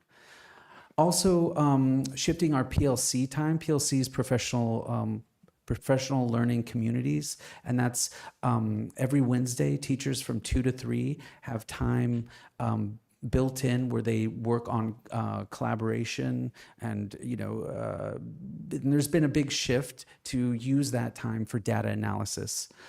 This is something that's really important, the collaboration amongst grade levels. I was just in a 3rd grade level team today, and they're looking at data, they're tracking students to make sure that students are making progress, and if they're not making progress, they're drafting an action plan to address student needs. And so again, the PLC time is really important. We also have after-school tutoring that is not on there. We have an after-school tutoring group that's led by a 3rd grade teacher for students, again, who just need extra support. That's after school 2 days a week, and that's separate from our after-school ACEs program, just a small cohort of students who are receiving tutoring support from a certificated teacher. Again, focus staff focusing on UDL practices. Stating objectives has been a big focus this year, it comes from UDL, that students know what they're learning throughout the lesson, and that it's stated in multiple ways, whether that's verbally or that's both verbally, visually, and that it's restated throughout the lesson. Again, why are we learning this? Going back. And that strategy has been a big focal point as a district and as a site. So the next one we have.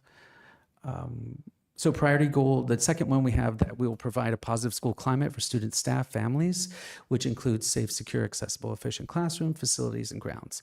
So we have a full-time counselor this year, a school counselor.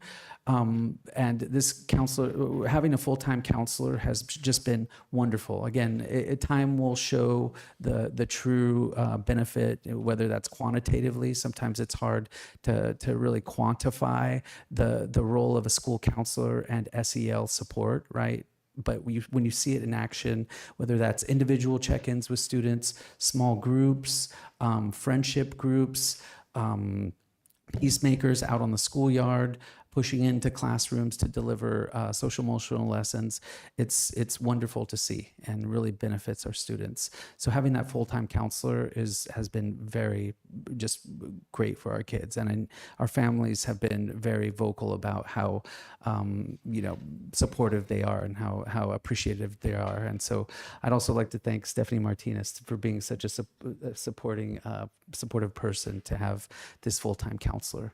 On that note, we also have, we partner with Star Vista, and we have a mental health clinician, 2 mental health clinicians on site. They share 2 days each. New that just started this week, as well as a family partner that has been provided by Star Vista. This is kind of like a family liaison, or a person who has a caseload of students and families who might be in need, and providing them resources, reaching out, making sure there's communication if something something falls under the radar for us as a site and there is a family need out there that we don't know about, this person is a great resource. And this just started actually the last couple of weeks, so we're really excited about that. We have our own family liaison that's instructional aid as well, who's, again, like I mentioned before, bilingual. She's very connected to our community and knows our families really well and helps us in so many different ways. We have weekly, what we call pause assemblies, since we're the Wildcats, so it's pause, responsible, respectful, and safe. And students, when they're caught practicing one of those values, are rewarded a pause reward. We have a Friday morning assembly where we draw a paw and the students get a reward, and we also practice some mindfulness, and it's really nice. Music for minors, we have a music program for all students TK through 5th grade. So I always think of my personal vision is that whenever we bring an enrichment program to our site, I'd like it to be for all students. And so I'm proud to say for the last 2 years, for all of our students, we've had TK through 5th grades participating in a music program where they're receiving weekly music lessons. My background's in music myself, and it's a lifelong joy and passion that can bring so many wonderful things, and I want to bring that for our students. And the same thing with gardening. We have a passionate gardening teacher, Miss Hean Gregory. She's very passionate about gardening, and she comes in for 2 days a week. And again, it's TK through 5th. All students receive gardening classes. I welcome anyone to come check out our garden. It's amazing. It was in shambles during the pandemic, but it's thriving now, and the kids grow vegetables and learn about nutrition that way. And it's just wonderful to see. And they spend time in it just during recess, just to hang out in the garden. It's a very nice thing. So anyway, I spoke about our Peacemaker program that's led by our school counselors, 3rd through 5th graders who are on our yard. They're trained by our school counselor in conflict resolution. They help with minor conflicts on the yard that, helping students walk through a peace path. These might be, again, just minor issues that kids might be able to work out themselves. So-and-so cut me in line or something like that. And they walk through the peace path and use statements, and it's again a wonderful program to see in action, kids using their voice and advocacy and using skills learned in conflict resolution to help each other. We also had a site attendance team to support our families. I know I've spoken a lot about attendance. That is a grow area as a site. Our chronic absenteeism ended up at 33% last year, which is something we're not proud of, but something that we've been working hard on this year. We formed this site attendance team that is pretty robust, and I'm proud of the team. It includes myself, the admin assistant, the family liaison, bilingual family liaison, the school counselor, our ELD teacher, who's also bilingual and has a lot of contact with our families.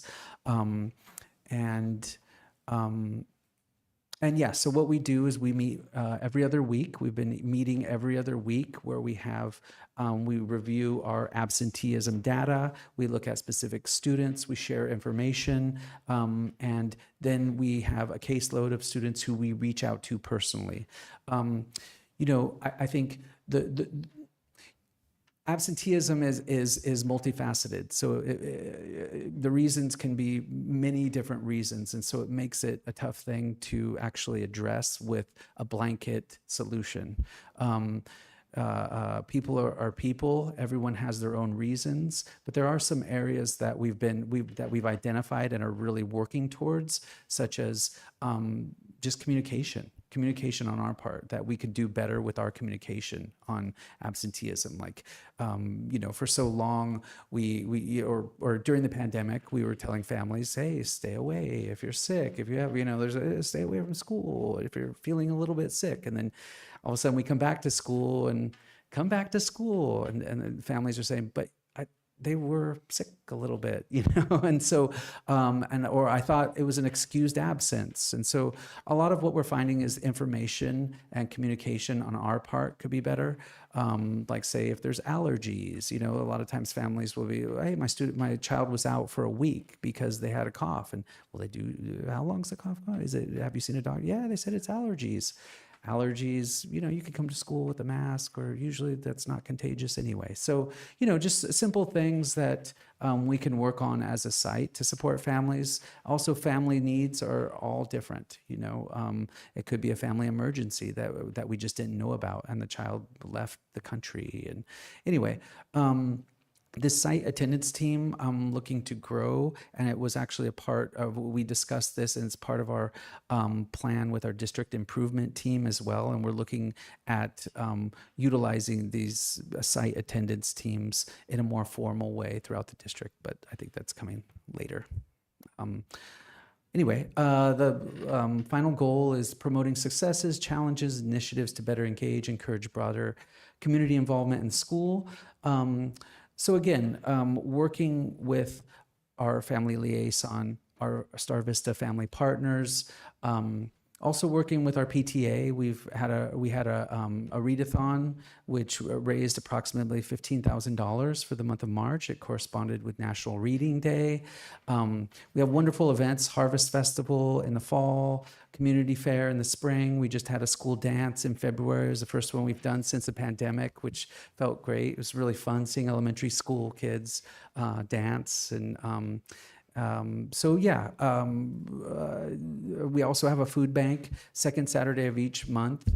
I'm really proud of it. We serve over 200 community members. It's a partnership with Second Harvest. And I know Trustee Jordan has come to volunteer at it, and it's a wonderful thing to see. I bring my own son just to instill the values of helping others in need, and it's benefited, you know, my family in that way. Helping others is just an important thing, and it's just it's a partnership with the local church, with Second Harvest. We have staff, very dedicated staff members, Miss Camacho, Miss Caius, Miss D. I want to give shout outs to them. They're always there, rain or shine. We were serving people in last year's storms, and I'm just really proud of that food bank as being a community partnership. Yeah. And that's yeah. Any questions? We'll start on our left today. Thank you for that presentation. The only question I have is if we want to get people other than myself to volunteer, how do they go about doing that? Good question. It's for the food bank? Correct. Yeah. So, so being a volunteer, you do have to register, since it is Second Harvest, and you have to register. But that's a good, you know, that could be put out to the families as well. I send a weekly message out every Saturday, and it includes food bank information. Luckily enough, we've had a tremendous amount of volunteers, and it's a beautiful thing to see people show up who want to help. Again, in storms, it's amazing to see people show up to help others in the middle of the rain. And so we've had a high turnout of volunteers. But yeah, we reach out in our community for volunteers when needed, and just via my messages. But yeah, maybe at the district level. I know there's food banks opening at other sites. Some are kind of, I know food pantry meals served during the school day and so forth. So yeah, I think it's growing at each site, is starting to partner with a Second Harvest, and food banks are being brought into other sites as well, which is really exciting.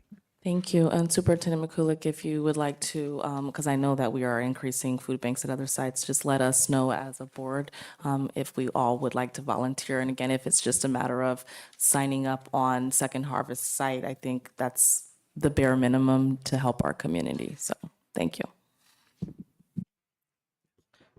All right, I got a comment and a question. First, I wanted to comment on your CASP data. I appreciate actually how you put that you focused on the change between the grade levels and following that cohort. I feel like that's something that is often missed. especially when focusing on CASP data, we're focused on just that year, but those are not the same set of students. So thank you for differentiating that. And then for that negative 13% decrease, what are just a few simple steps that you're going to utilize with your staff to really see that that cohort gets what they need, especially since they are moving on to 6th grade next year and will not be with your school? Yeah, absolutely. So some of the strategies are some of the strategies that I've outlined in, so it includes the co-teaching with the MTSS teacher, and we started with 5th grade. 5th grade was an identified need based on this data. So that's what's great about it. When when the MTSS teacher started this year, we talked, let's look at the data and where the need is. And so just keeping an equity mindset with that, where is the need, where, who are the students who need this, and focusing on that. So the 5th grade was the first place where the MTSS teacher focused on, again, collaboration with the teacher, co-teaching lessons, and also doing small group instruction with them. Utilizing some of our online platforms for math. IXL is new, and making sure that with any new program, it can be challenging to get to know the program. So our teachers have been using it and have found success with it.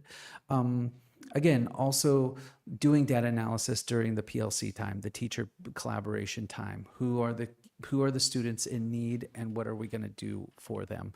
A lot of times it looks like, something, a typical support would be small group instruction, and following that group. And if they're making progress, great, we're on the right track. If they're not making progress or even falling behind, then we're not doing the right thing, and we need to revisit this and come up with other strategies for them. Okay, thank you. Thank you, Principal Luanda. Always great to hear what's going on at Woodrow Wilson. And my question, I was intrigued about the data-informed instruction that you mentioned. I was just curious if you are getting the data that you need, everything from the district, from state data, or if you have to get any yourself to the site. Yeah, no, that's a good question. I think, we use, so CASP data is tricky because it's summative and it's once a year. So it's hard to track kids. Like we were mentioning this cohort, you only see, if you're looking at CASP, you see it once a year at the end of the year. So it's hard to track where they are in spring, fall, midwinter, and so forth. So for that, we use FastBridge. And the FastBridge is a skills-based assessment that includes universal screeners that happen throughout the year, 3 times a year, 4 times a year, but also utilizing, there's a progress monitoring piece in FastBridge as well that is used to track student data. So we utilize FastBridge as a key part of our data analysis. I would say right now, FastBridge is working well for us. It's a skills-based assessment, so trying to better understand the correlation between FastBridge, a skills-based assessment, and CASP, which is a standards-based assessment, is another thing that can be tricky that we're still working on. Really following a child through FastBridge, like will FastBridge inform CASP? And, we're still looking at that.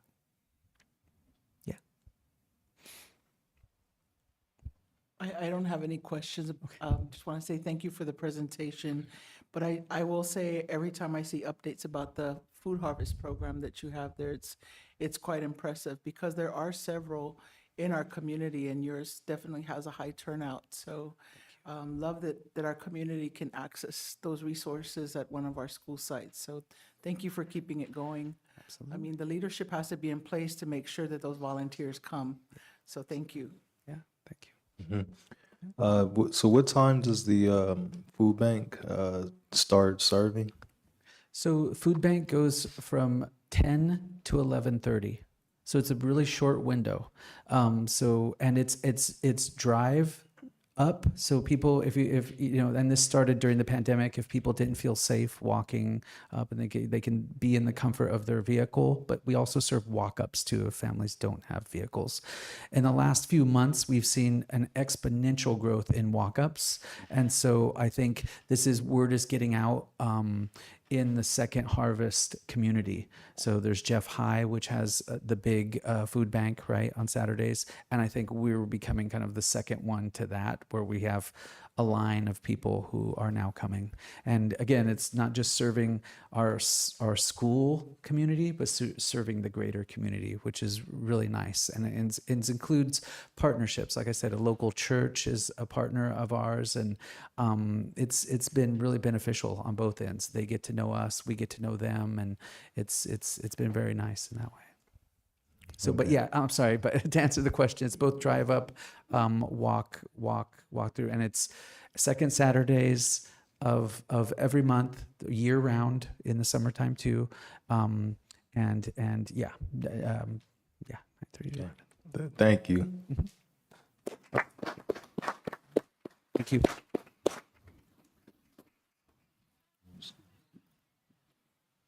We need a motion to approve their 3 SIPSs, or single plans for student achievement.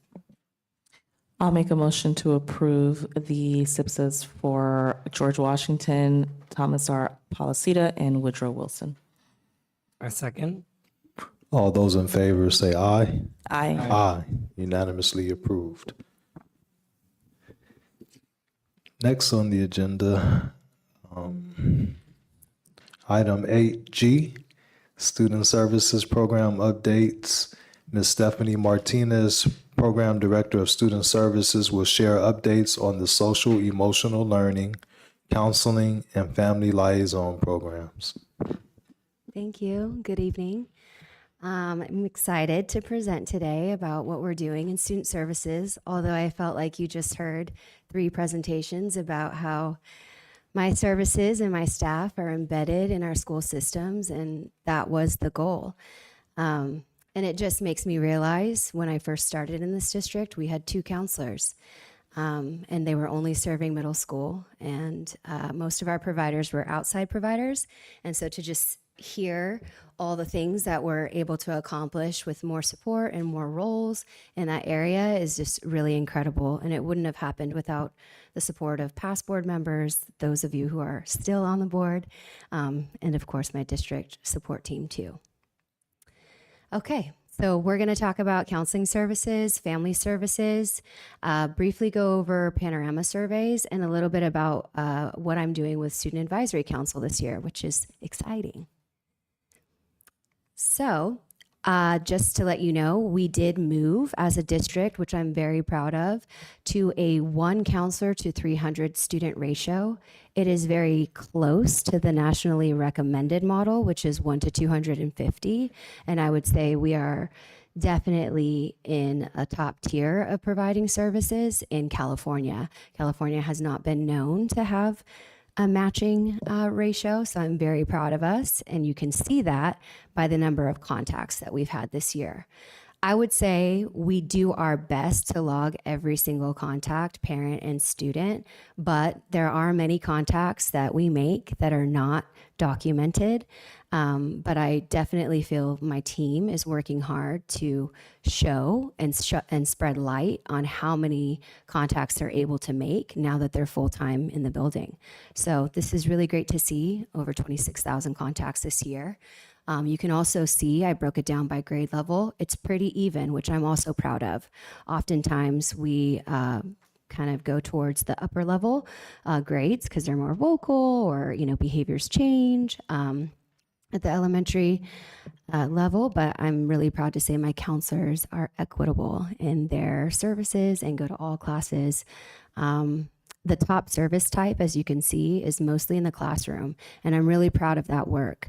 As I mentioned before, previous years, you only were able to get that type of support if somebody recommended you for it. And that is not something that I feel is appropriate. I think all students deserve to have that experience, have that support, and have someone outside of the classroom that can help them gain skills, make friends, figure out problems, just go through all the transitions that they go through. The second top service, which I'm proud of too, is we were identifying a lot of students who had a lot of common needs, and maybe it wasn't necessarily happening at one grade level or in one class. So we've tried to create student workshops where we welcome a diverse group of kids into a workshop and deliver it either in an assembly or during lunch, so that we could hit a bigger number rather than doing 10 small groups. We do workshops. So I'm really proud to see that happening in our buildings. Individual sessions, parent contact, and groups were other top service types.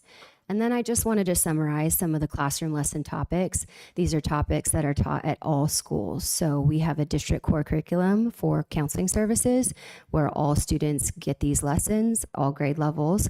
Some of these are in some grade levels and not in others, but we try to scale based off of, topics and trends that come up from teachers or students and the referrals. And then we try to teach them at an age appropriate level. So in a nutshell, this is what elementary has accomplished this year.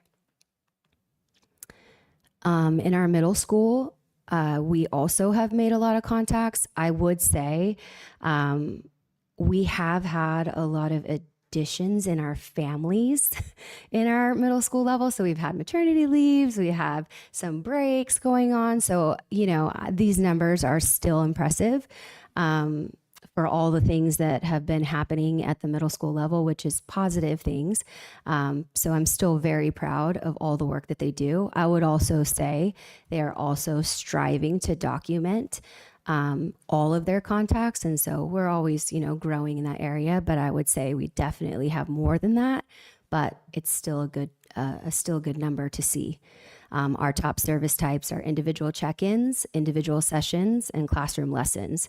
So as you heard about the minute check-ins, that was started at one school and is now spread to all of the middle schools. And that's been a really amazing thing to see happen, that all students get checked in with at least once to twice a year. And then you can also see different lesson topics that have been taught at every single middle school. This also includes FDR. FDR's plan is the exact same as all of our other schools. Okay, and moving on into family services. So very excited. We have continued our family services this year. We've been implementing this model for about 3 years. Our schools that have been served, and again, this doesn't mean that we haven't served families at all of the schools, but these referrals are very specific to families that are experiencing hardship, crisis, difficulties, or barriers into systems that they need access to.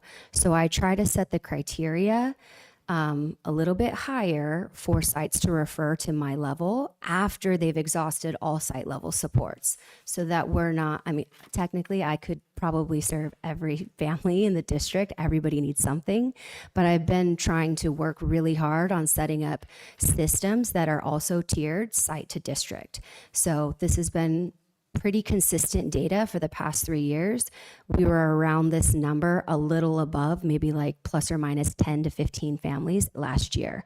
So it's nice to see that we're still serving a number of families, but that also indicates that we still have a lot of families struggling, which is something that I predicted, because going through the pandemic, rent relief wasn't really in existence, right? Rental assistant wasn't fully paying back pay. Rental parameters or rules were now fully implemented this year, and that affected a lot of our families who were maybe able to stay at a place at a lower rate or stay at a place with multiple families, were then displaced. And as you know our community very well, we do not have a lot of shelters or placement for our families here. So oftentimes they're sent to other communities that are more resourced. But as mentioned before, we're doing the best that we can to keep one constant in the life of our young people, and that kind of constant support and relationship for those families who don't have anybody else to lean on. They don't have support systems. They only have us. And when you're sitting there and talking to them, you really do everything you can to make sure that you take care of the kid.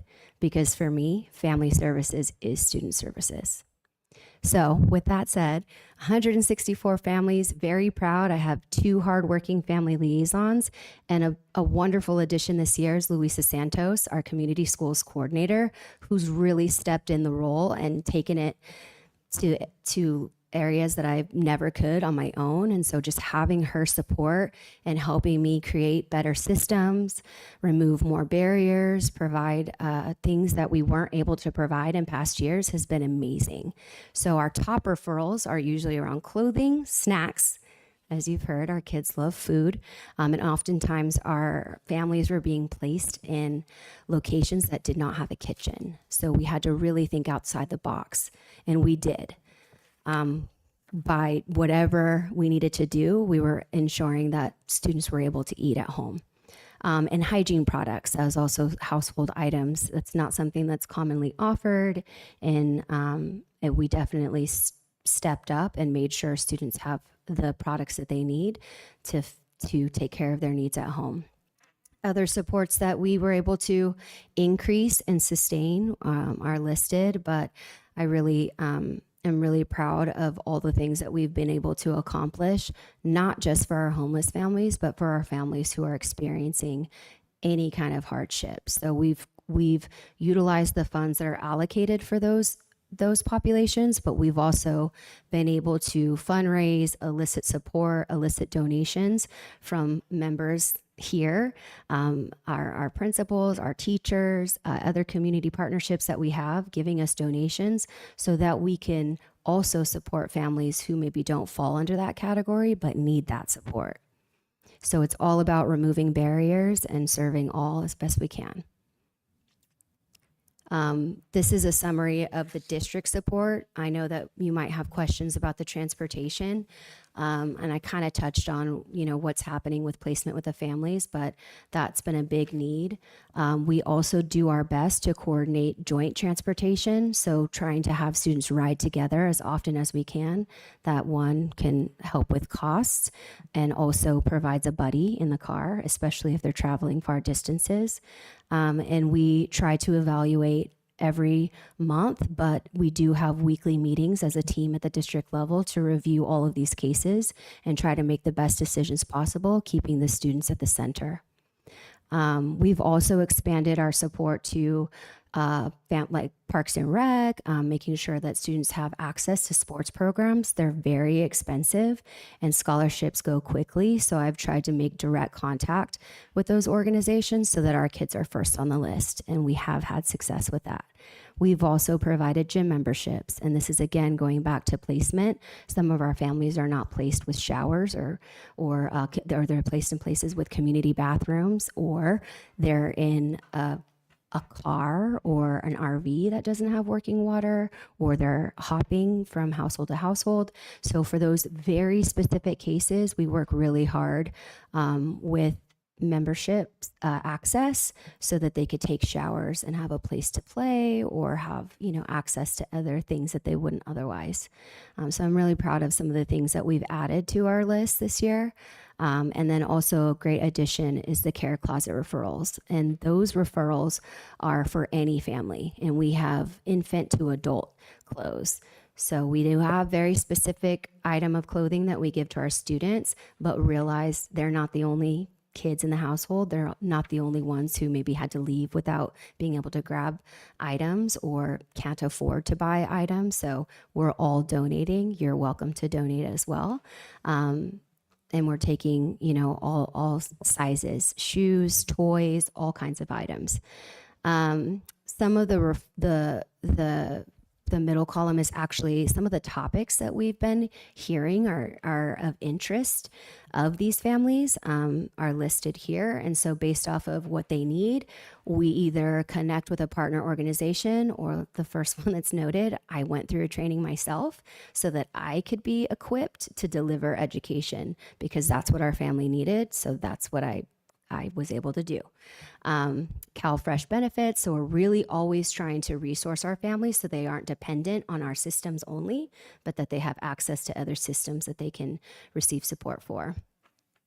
We've also had a lot of events this year that were district organized and district supported. We had a great immigration resource night. That was our third resource night. Again, trying to get families access to those resources so they're not just dependent on ours is very key and crucial. And I know how much we depend on our funding. And so I do everything I can to try to exhaust other pathways and avenues for families to access those types of resources. We started some courses at partial day classes, I should call it classes, at Susan B. Anthony. A great partner, Roxanne Hannon, was open and willing to partner with me to open 2 classes for early engagement, kind of early learning programming. And it was really great to see that the person that we were working with had gone through our systems and didn't have the support that he wished he would have had, and his parents didn't have the support that they wish they would have had. And so it was very touching to hear his speech about changing that experience for our Daly City families. We also had back to school events where families got a 30% discount, trying to partner again with local stores. And then we had multiple shopping events during that winter season to make sure kids had what they need: shoes, clothes, sweaters, beanies, all of those things that happen in the winter, with multiple organizations who were willing to donate. Other family education services. So I do get a lot of flyers from a lot of partner orgs, but I try to stay on trend with what our families are saying. So in addition to our parent cafes, I've also messaged these opportunities for families to come, learn, join, get support, so that we're always staying on trend with what's going on in the homes and what's going on in our community and what families need the most. So these are led by other organizations, but I feel it's important to provide access to our families to anything that's available to them. And we do have an upcoming one in May that is going to be led by Digital Tattoo, and it's something that we're all still trying to navigate through in supporting parents, parenting in the digital era. It's definitely a different time. And I feel like most of the time our kids are navigating through 2 different worlds or communities, the one online and the one in person. Moving forward, our panorama surveys, which gets into a little bit about our Student Advisory Council. Just like the sites look at the data, I do too at the district level. And one of the focus areas that we chose was sense of belonging. If you look at the left side, it's not the most concerning area, but it definitely still is a concerning area. But if you look in the middle school, it definitely is a concerning area. So those questions are around like how well do your students in your school know you as a person? How connected are you to adults? How much support do you receive from adults? And this is specific to school. How much do you feel like you belong at the school? There's 4 questions for elementary and 5 for middle school. So just to kind of highlight, this was an area for growth, which I felt, was really important for us to address, especially if we're trying to create, spaces where kids feel like they can come, feel safe, feel supported, and learn and be their best self. So taking that information and then creating a student advisory council process, what I've asked the principals and counselors to do is select representatives that maybe reported lower on that part of the question, so I could ask them directly, what are your thoughts? But maybe I should go into like the style. So how it works is that the students provide direct feedback to myself, and usually there's always an administrator in the room and a counselor if they can make it. And Luisa Santos has also been joining me.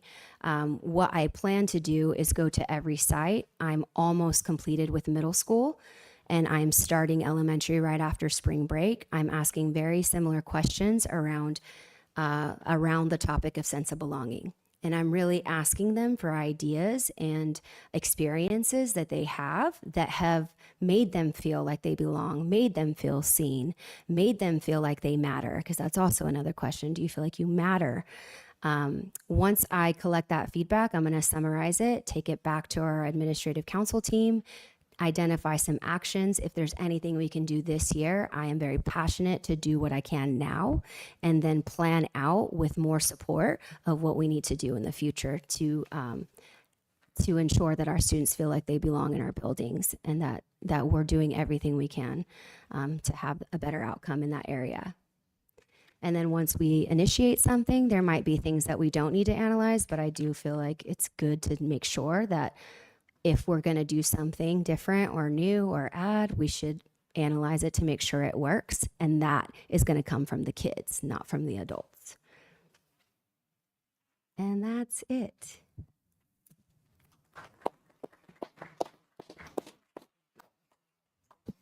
Thank you, Ms. Martinez. We'll start on the right for any questions, comments. No questions. This is always an area that I appreciate you updating us on, and I just want to say thank you for all the work that you're doing. It's always good to know the pulse of for me, particularly what the support systems, student support systems that we have in place and how successful they've been able to be. So I appreciate seeing the percentages. And I also just, I love looking at sense of belonging in particular. For the past 2 days, I was in Sequoia and San Bruno, and they were talking about sense of belonging. And I believe San Bruno was reporting that they were less than 38%. And I remember that, and this resonated when I was thinking about sense of belonging, and I was thinking, that's pretty low. And to see us at 69% is comforting. I know that you're still aiming to go higher, but to think that other school districts, children our age, feel disconnected that much is disheartening. So thank you. Thank you for all that you share tonight and uplifting the work that is happening with you and your team. Thank you. Thank you for the very important work that you are leading across our district. And my question, I think one for the administration is, are we promoting the fact that we excel, in offering counseling services at our school? Because I think that's a really important point that, I don't know if people are aware of. I don't know if it shows up on rating sites, but, it certainly seems that we are a real leader in offering, counseling and support services to our students, which I think is really important for parents and communities to know about. It's a great idea to add to our social media posts. So thank you for the idea. We'll add that. Thank you. Thank you for the presentation. I had one quick question. For all the things that you provide to our students in the site-based support, is that funded through district funding? Is that donations? Where are you getting all these resources, and how do you keep getting more? Yeah, so the site resources are typically donated. We do have funds that we can purchase specifically for foster youth and homeless youth. So we do provide like a special part of the closet for those youth in particular.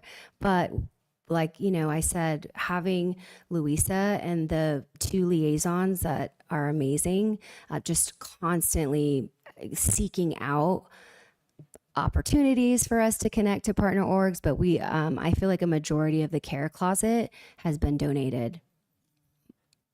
Thank you. Because we're really trying to meet that gap, and really our state and federal funds, which Michael and I work very closely together on, are very specific, and they don't always meet all the needs. So that part of our work has been evolving over the past 3 years, and this year just really just was uplifted, elevated. And I think that's why I asked the question. It's just like, how are you able to do this? Because I know you can't do certain things. That's great. No, thank you for the update. I appreciate it. Any welcome donations, please.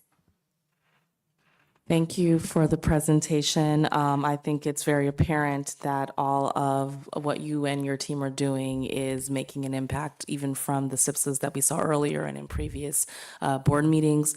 I also saw, I love the communication that's going out around what you're doing. I know yesterday there was a workshop on Know Your Housing Rights. Yes. And so, I mean, and because I'm a parent in the community, I received the email, I received a text message. It's like, and not just, hey, this is happening, like a reminder. So it keeps it top of mind. So if they didn't remember or see the first communication, they'll see the other communication. So really, really great work around that to you and your team. And I've also seen you in action on the yard, asking questions and the students engaging. And so that's super awesome. And I've seen your team doing it as well. So again, it's very apparent that all the work that you're doing, as hard as it is making an impact. So thank you for that. And then you just said we would be able to make donations. Where do we bring these donations? Who do we Yes. give it to? You can reach out to me and then I can connect you to my team.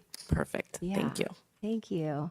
And thank you for saying that because, you know, with all the work that we see, everyone here, we're always focused on what can we do better, what can we do more of. And so I appreciate all of your comments and I've always felt very supported by you guys. So thank you so much. And thank you to my team for highlighting stuff too. All right, thank you.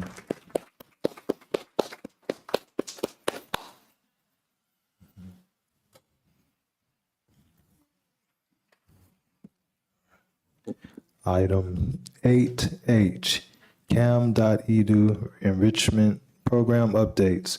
Representatives from cam.edu enrichment programs will share information about the services provided to Jefferson Elementary School District students in the after-school programs. Good afternoon. I'm Jennifer LaRock. As you know, I oversee part of the ELOP grant-funded programs. All of our after-school programs have a base provider for after-school care. We use ELOP funds to infuse those base providers with different enrichments at each site. This year, we partnered with CAM-EDU on a shorter contract at the beginning of the year. They went to a few school sites. We surveyed those school sites, see how they liked the services, and it was an overwhelming success, one of their top favorites. So we asked them to stick with us a little longer and make their contract for the entire year. And tonight they're here to share what they've been doing with our students.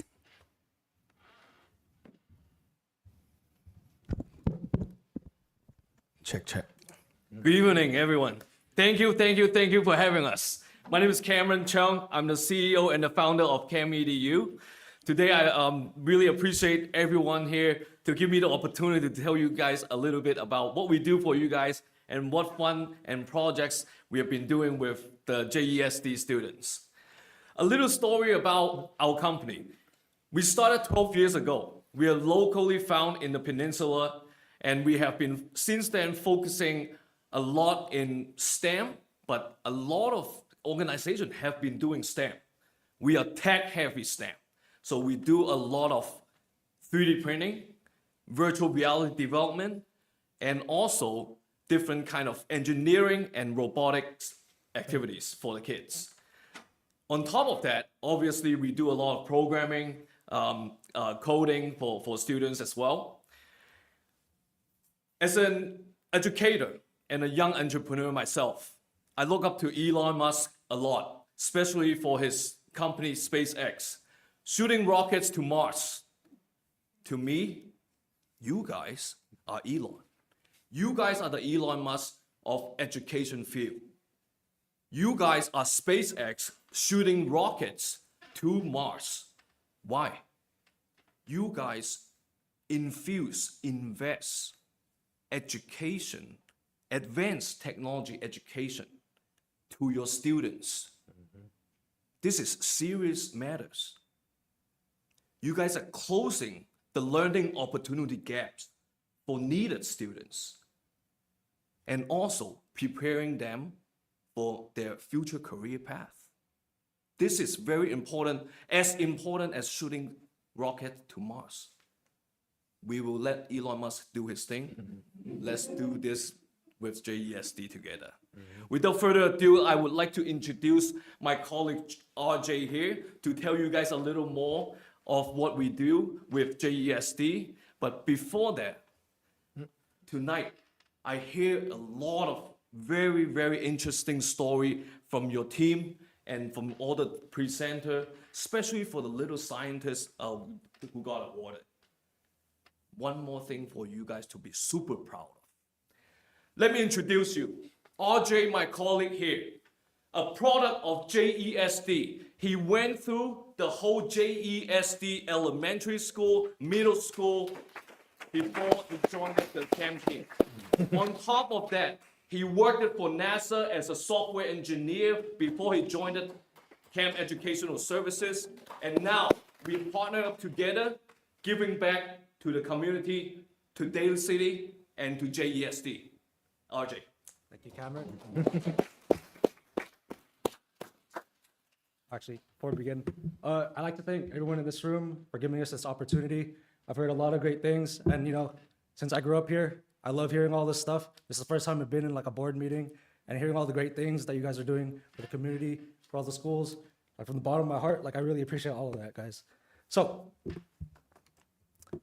at Academy U, we develop lessons in STEAM with a very heavy emphasis in technology. Paired with those lessons that we teach in classes, we pair with really cool hands-on STEAM projects as well, right?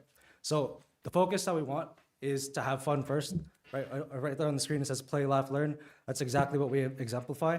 We want them to have fun because usually when you have fun doing something, you retain all that memory way, way, way better. I can say that from personal experience. I can say that from the students that we teach as well. We hold after-school program. We hold on-site program as well, and a summer camp. All of those infused with STEAM. So, like I said earlier, we have after-school program, summer camp, and on-site enrichment for school on hours. All these three things, the main core of it, STEAM, right? With the very heavy emphasis on technology. So, here is our team. We have Manpreet on the left. She is our director, very wonderful lady. She has a master's in technology. She has built multiple businesses, including building her own academy, and we're very glad to have her on board to guide us and help make our program better for all the students in the district. We have me, like you said, I worked at NASA before. I went to JFK, went to TRP. I see Mr. Turner in the back right there. I'm old enough to call you Ben, but I can't do it. I can't bring myself to do it. Then we have Lorenzo right here, probably one of the most talented instructors we probably have in the whole country or something, but he has a very good knack for combining his knowledge, his intelligence in STEAM while making it extremely, extremely fun. The rest of the crew, they are very intelligent, they have very good subject expertise, and along with that, they're also very passionate about education. Combine that knowledge, passion, education, we got an awesome team of instructors, right? And we don't have John Adler on here, Dr. John Adler, but he's also one of our advisors. He is a Stanford professor, so our program is backed by a Stanford professor. He graduated from Harvard with a PhD. He has built multiple companies that are listed and has made, what is it? I'm sorry, I'm blanking out. I'm sorry, but he has made, technological advancements in the medical field that are very commonplace today. So like I said earlier, all the stuff that I mentioned that we provide, we're providing to the Jefferson District. They get these awesome, really fun lessons that, like Jennifer said earlier, that the students love. Before we left from the last set of schools, they were complaining, they're not crying, but kind of crying that we're leaving. So hopefully we get to see them again. But yeah, really cool lessons paired with hands-on projects. You have fun, you have learning, those combined. Hopefully we make a difference in the community through that. So like I said earlier, these are some of the schools we went to. My whole family, including my cousins, we went to JFK, Policita, graduated from Jefferson. Right now I have like 5 cousins in FR. Some of my best friends went to Westmore. Some of them went to Ben Franklin. Every weekend I used to go to the park at MP Brown before they changed the basketball courts into a big parking lot. But it still looks really nice though, I'm not gonna lie. It looks way nicer than before. But yeah, a little disappointed, but also happy. But yeah, I'm so glad that, I really feel honored that we get to serve the community that built me, built my support system, my family, my friends. Yeah, I'm really glad that we get to go out and uplift the communities that have, affected me and my whole life. So here are some of the tech topics that we provide and the students love. We have programming and AI, where they learn about automation, coding, and all the intricacies about programming and problem solving. We have 3D modeling and printing, which is a really good combination of art. Kids love art. They don't really like engineering too much, but this is a really good gateway into engineering through art, right? Intro to robotics, probably one of my favorite ones. They learn about robotic components, robotic principles, and get to actually build a project hands-on, seeing stuff move. People like things that are dynamic, or kids like things that are dynamic, so we provide that for them. Coding in Minecraft. Kids, you know, they love Minecraft, so we use Minecraft as a vehicle for education. We have building electric cars using a model car with a DC motor in the inside. Learn about the parts inside there as we build it. And then into the metaverse, where we learn about virtual reality. So in programming and AI, like I said earlier, we learn about the fundamentals of programming. I won't get too into the details, but we learn it through Scratch, Python, C++ for maybe the older kids, like in middle school. But we do guided projects where they learn how to program, learn the importance of programming, because programming is really branched out into basically every field in the world right now. But we do a guided project where they get to do hands-on programming. And even if they forget anything that we learn in these programming classes, the main focus is for them to become elite problem solvers, because that could be used in any field, whether they go into engineering or art or cooking, anything really. We have 3D modeling and printing. Like I said earlier, this is a perfect gateway into engineering. They learn about the importance of 3D modeling, not just in the entertainment industry, but in practicality's case. So like we kind of do it in the lens of like product development. It's like these chairs probably 3D developed on CAD software. That was probably designed in software. All this, your laptops, right? All made in computer-aided design, right? So we teach them 3D printing or 3D modeling, and then branch out into 3D printing, how a 3D printer works, the engineering that goes behind it, how things get 3D printed in the first place from the ground up, like the motors and all that, how all that works underneath. Then virtuality and the metaverse. So like earlier, we said we worked on 3D modeling. We do a little bit more 3D modeling inside here as well, because the way virtuality works, if you don't know, you make a 3D space, and instead of with the lens being, or the focus being on like product design, we do it more on like creating a setting, an environment, like a maze. That's one of the projects we have actually done, where the students create a maze, and then they put on that VR apparatus. If you never used it before, put it on your head. There's a bunch of sensors on it, and then you kind of get to like operate your own avatar in a virtual space. It's pretty cool. If you guys never tried it, I suggest you do try one.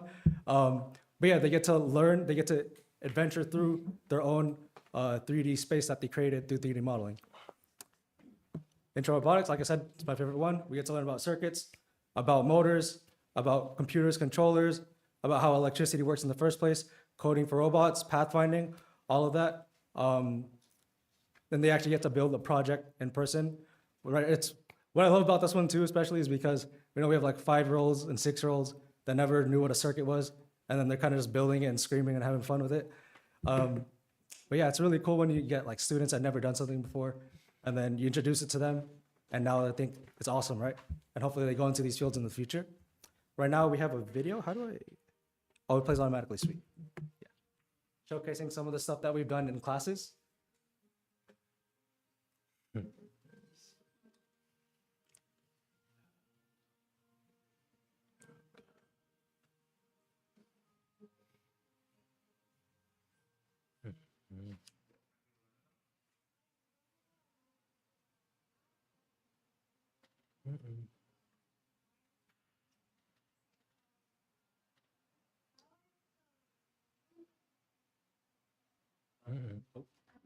Anything. I don't know. Should I pause it? I don't know how to pause it. It's all right. Oh, they're controlling it? Okay, never mind. Okay. Ooh, yeah. It's okay. Oh, here it is. There you go.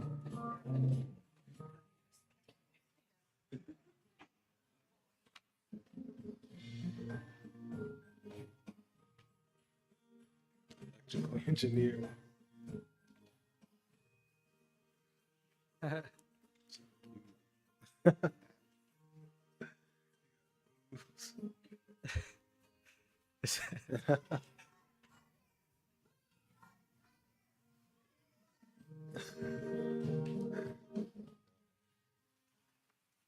Yeah, but yeah, that's some of the stuff we did. Actually, one of the students that was in the science fair, his brother, her brother Sonic, he was actually in one of the schools that we were teaching there. his name is not actually Sonic, but he said that her sister named him Sonic for some reason when he was born. But that's an interesting story. We've served, including this district, South San Francisco and Millbrae, for over 20, or was it? I think over 20 schools, right, Andrew? 20 schools, providing all these state services for after school, on-site, and summer camp. All, like I said, are all infused with STEAM. I just like to thank you guys for having us here. You know, being from the Daly City, or being from the Jefferson Elementary School District, I'm painfully aware of like the socioeconomic demographic of a lot of these kids. Some of them are low income, including me. You know, my parents came from the Philippines, and luckily I had the proper support. I got into this stuff. Actually, I got into stuff kind of late, 17. So I'm kind of imagining like where I would be if I got here or got into the stuff maybe when I was like 5 or 6 or even 10, right? So I'm glad that we get to uplift the community I love so much through STEAM education. And I'd like to thank you guys.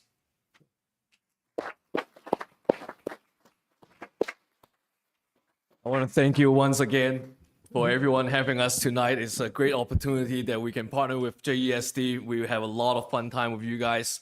And we're looking to build this rocket ship together with JESD and take all these students to one day Mars. Thank you.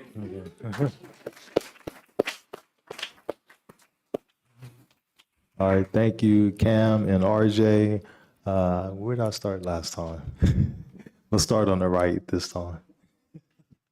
Oh, you wanted to go? Okay. I love that all of these programs that you're offering. I mean, this is amazing. And the thing that I love most about it is the city had reviewed some summer programs through their park and rec sites 2 months ago, and they invited community members to come in, and I will tell you that it did not look like this. So this is pretty impressive to see all that you offer. And I appreciate the update, and I really love the excitement that you bring to tonight. I love it. That's what we do. I love it. I imagine that translates into your interaction with all of the programs that you offer. So appreciate the presentation tonight. Thank you, ma'am. Thank you.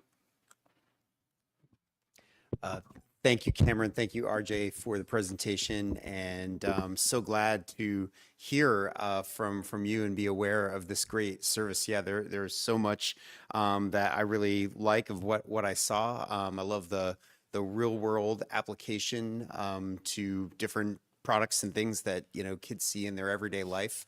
I love the hands-on experience and, you know, making things. And I certainly love the local connection that you brought, RJ. Great to hear, you know, that you came up through our district. And I mean, I think just to hear that, you know, that you know, had worked at NASA, that you're an entrepreneur, you know, Cameron, and I'm sure all the teachers and have similar backgrounds. I think that's really important for our students. So thank you for doing it and presenting tonight. Thank you, sir. I think I'm most surprised that you all sat here for 2.5 hours and then you finally got up here and you still delivered it as if you just walked in. So I got to say that energy really shows. And thank you for waiting for all of our questions. And you even paid attention, which was very intriguing to see. So you were just sitting there on your phones. You were listening to what we were doing. So we really appreciate your dedication to us. So thank you. Thank you. Thank you. Thank you. Thank you, sir. So you guys are the reason why I had to download Minecraft and order an Oculus. Got it. Thank you. No, I want to say thank you so much for everything that you're doing in our schools. My daughter is at one of the schools and she comes home almost every day just excited about something that she learned or an enrichment program that they had. And I have also now been buying things on the side to tinker with her. And it's really important to showcase that there are jobs in STEM for our students. And I think like RJ said, you know, he didn't even get into it till 17, and being able to have these students at the age of 5 tinkering with things, knowing the possibilities outside of what they would normally see, or what maybe their parents would say, oh, let's be a doctor, let's be a lawyer. But hey, you can build a spaceship or a rocket ship spaceship and go to Mars. And so just really want to thank you for your enthusiasm, your energy, and what you're bringing to our district. And just keep up the good work. Thank you, ma'am. Thank you, ma'am. Thank you for the kind words. So everyone has already said anything that I could possibly say, but I just want to just remind us all that this is a perfect use of those expanded learning opportunity funds, and we really appreciate it. RJ, keep up the good work. We're proud of you and so glad to have you back here. So thank you once again. Thank you.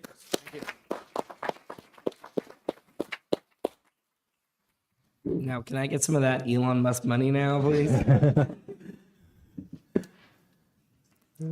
We're moving on.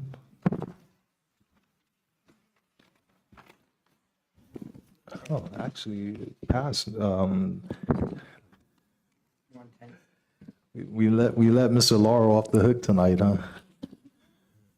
Okay, we'll go to item 10A. There's nothing here. Oh, okay. Oh, okay, 11. Oh, that's true. That's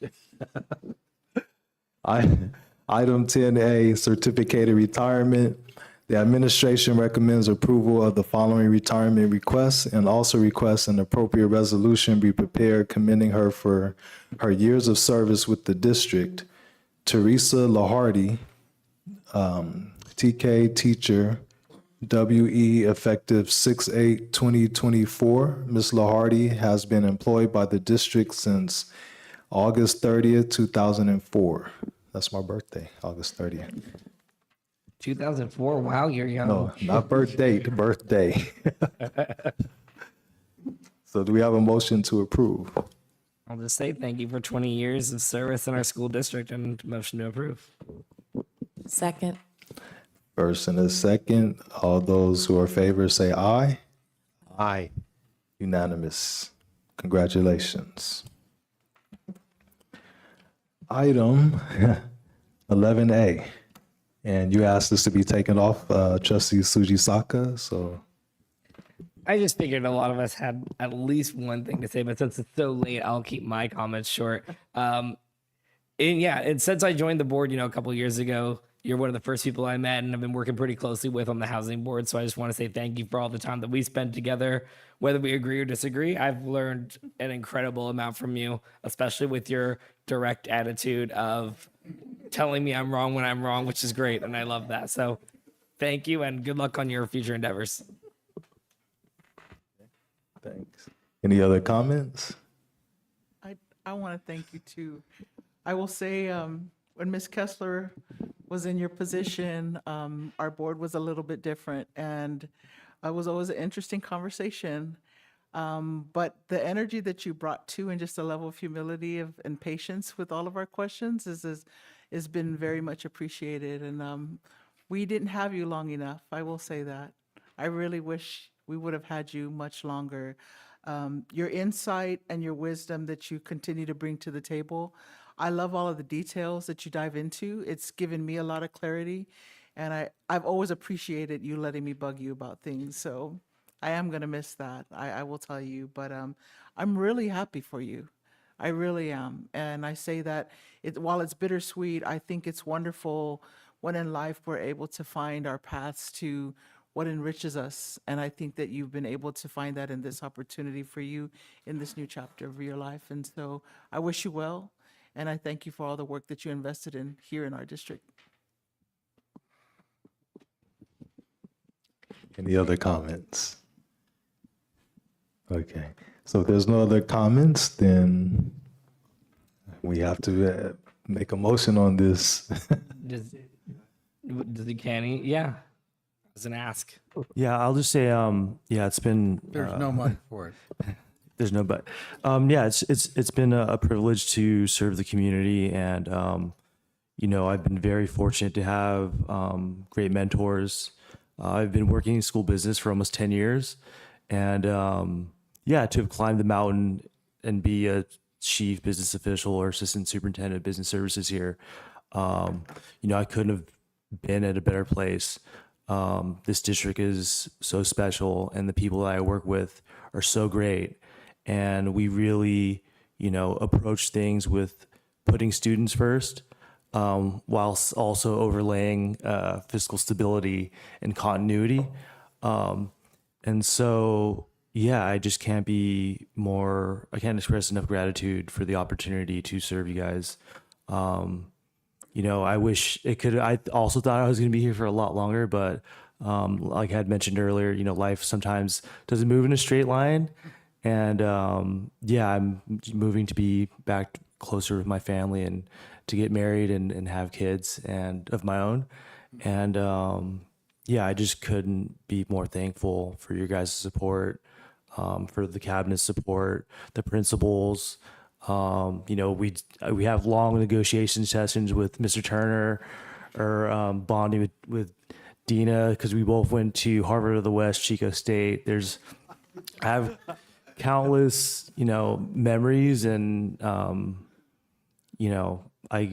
it is bittersweet, but also, doors open up and you decide whether or not to walk through them. So I'm just thankful for the opportunity, and thanks for trusting, putting the district's trust in me to be the fiduciary to make sure, the budgets and financially we're doing great. And so, I'm proud of my journey, and I'm also proud of the work that I've done in the last 4 years. And I know that the district will continue to be a shining star in the county.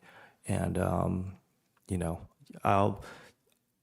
here through the end of June, so I'll ensure that, my replacement is up to speed, and that there's nothing falls through the cracks, and that I really get out there and find somebody and recruit well, that the district can have continued success in its endeavors moving forward.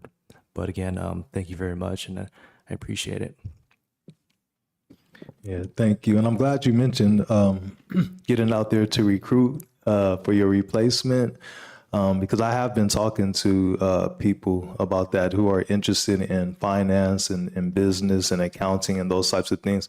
A lot of times they don't realize or know how to get into the CBO position in a district.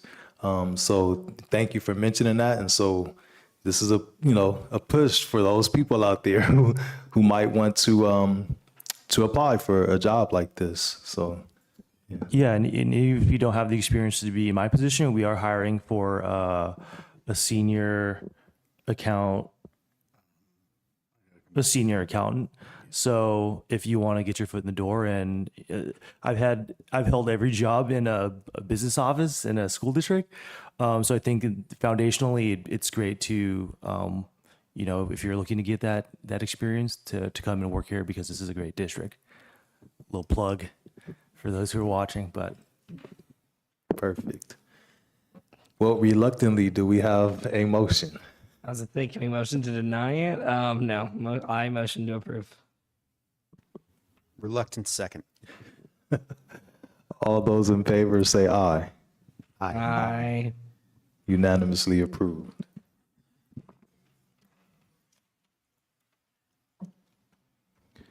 Item 12A, board meeting guidelines. The governing board will discuss and approve the revised board meeting guidelines. So yes, as you can see, we have the previous guidelines that are current, those 4, and at the last meeting, there was an interest in revising. So I believe you have that printed out in front of you. For the public, I'll read it, and then you can decide if that's what you would like to adopt tonight. So the guideline is one guideline. We will keep our focus on the best interests of our students in order to provide an equitable future for our district. Approved. No, sorry. Okay, is that a motion? That is a motion, unless there's discussion. Sorry. I think we discussed this enough. I second that. Okay, all those in favor say aye. Aye. Unanimously approved.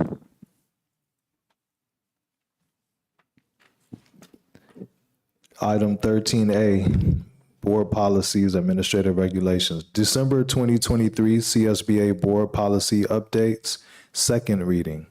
The board will review and revise board policies, administrative regulations, board bylaws from December 2023 CSBA board policy updates as stated in a second reading.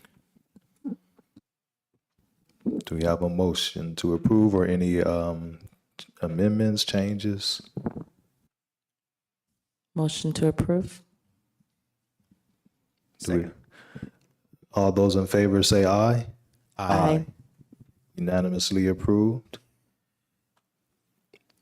13B, Board Bylaw 9121, President and BB 9230, Orientation Board Bylaw Review. The administration recommends adoption of the revised board bylaws 9121 President and 9230 Orientation as stated in a first reading. So moved. Okay, so we move to approve. Is there a second?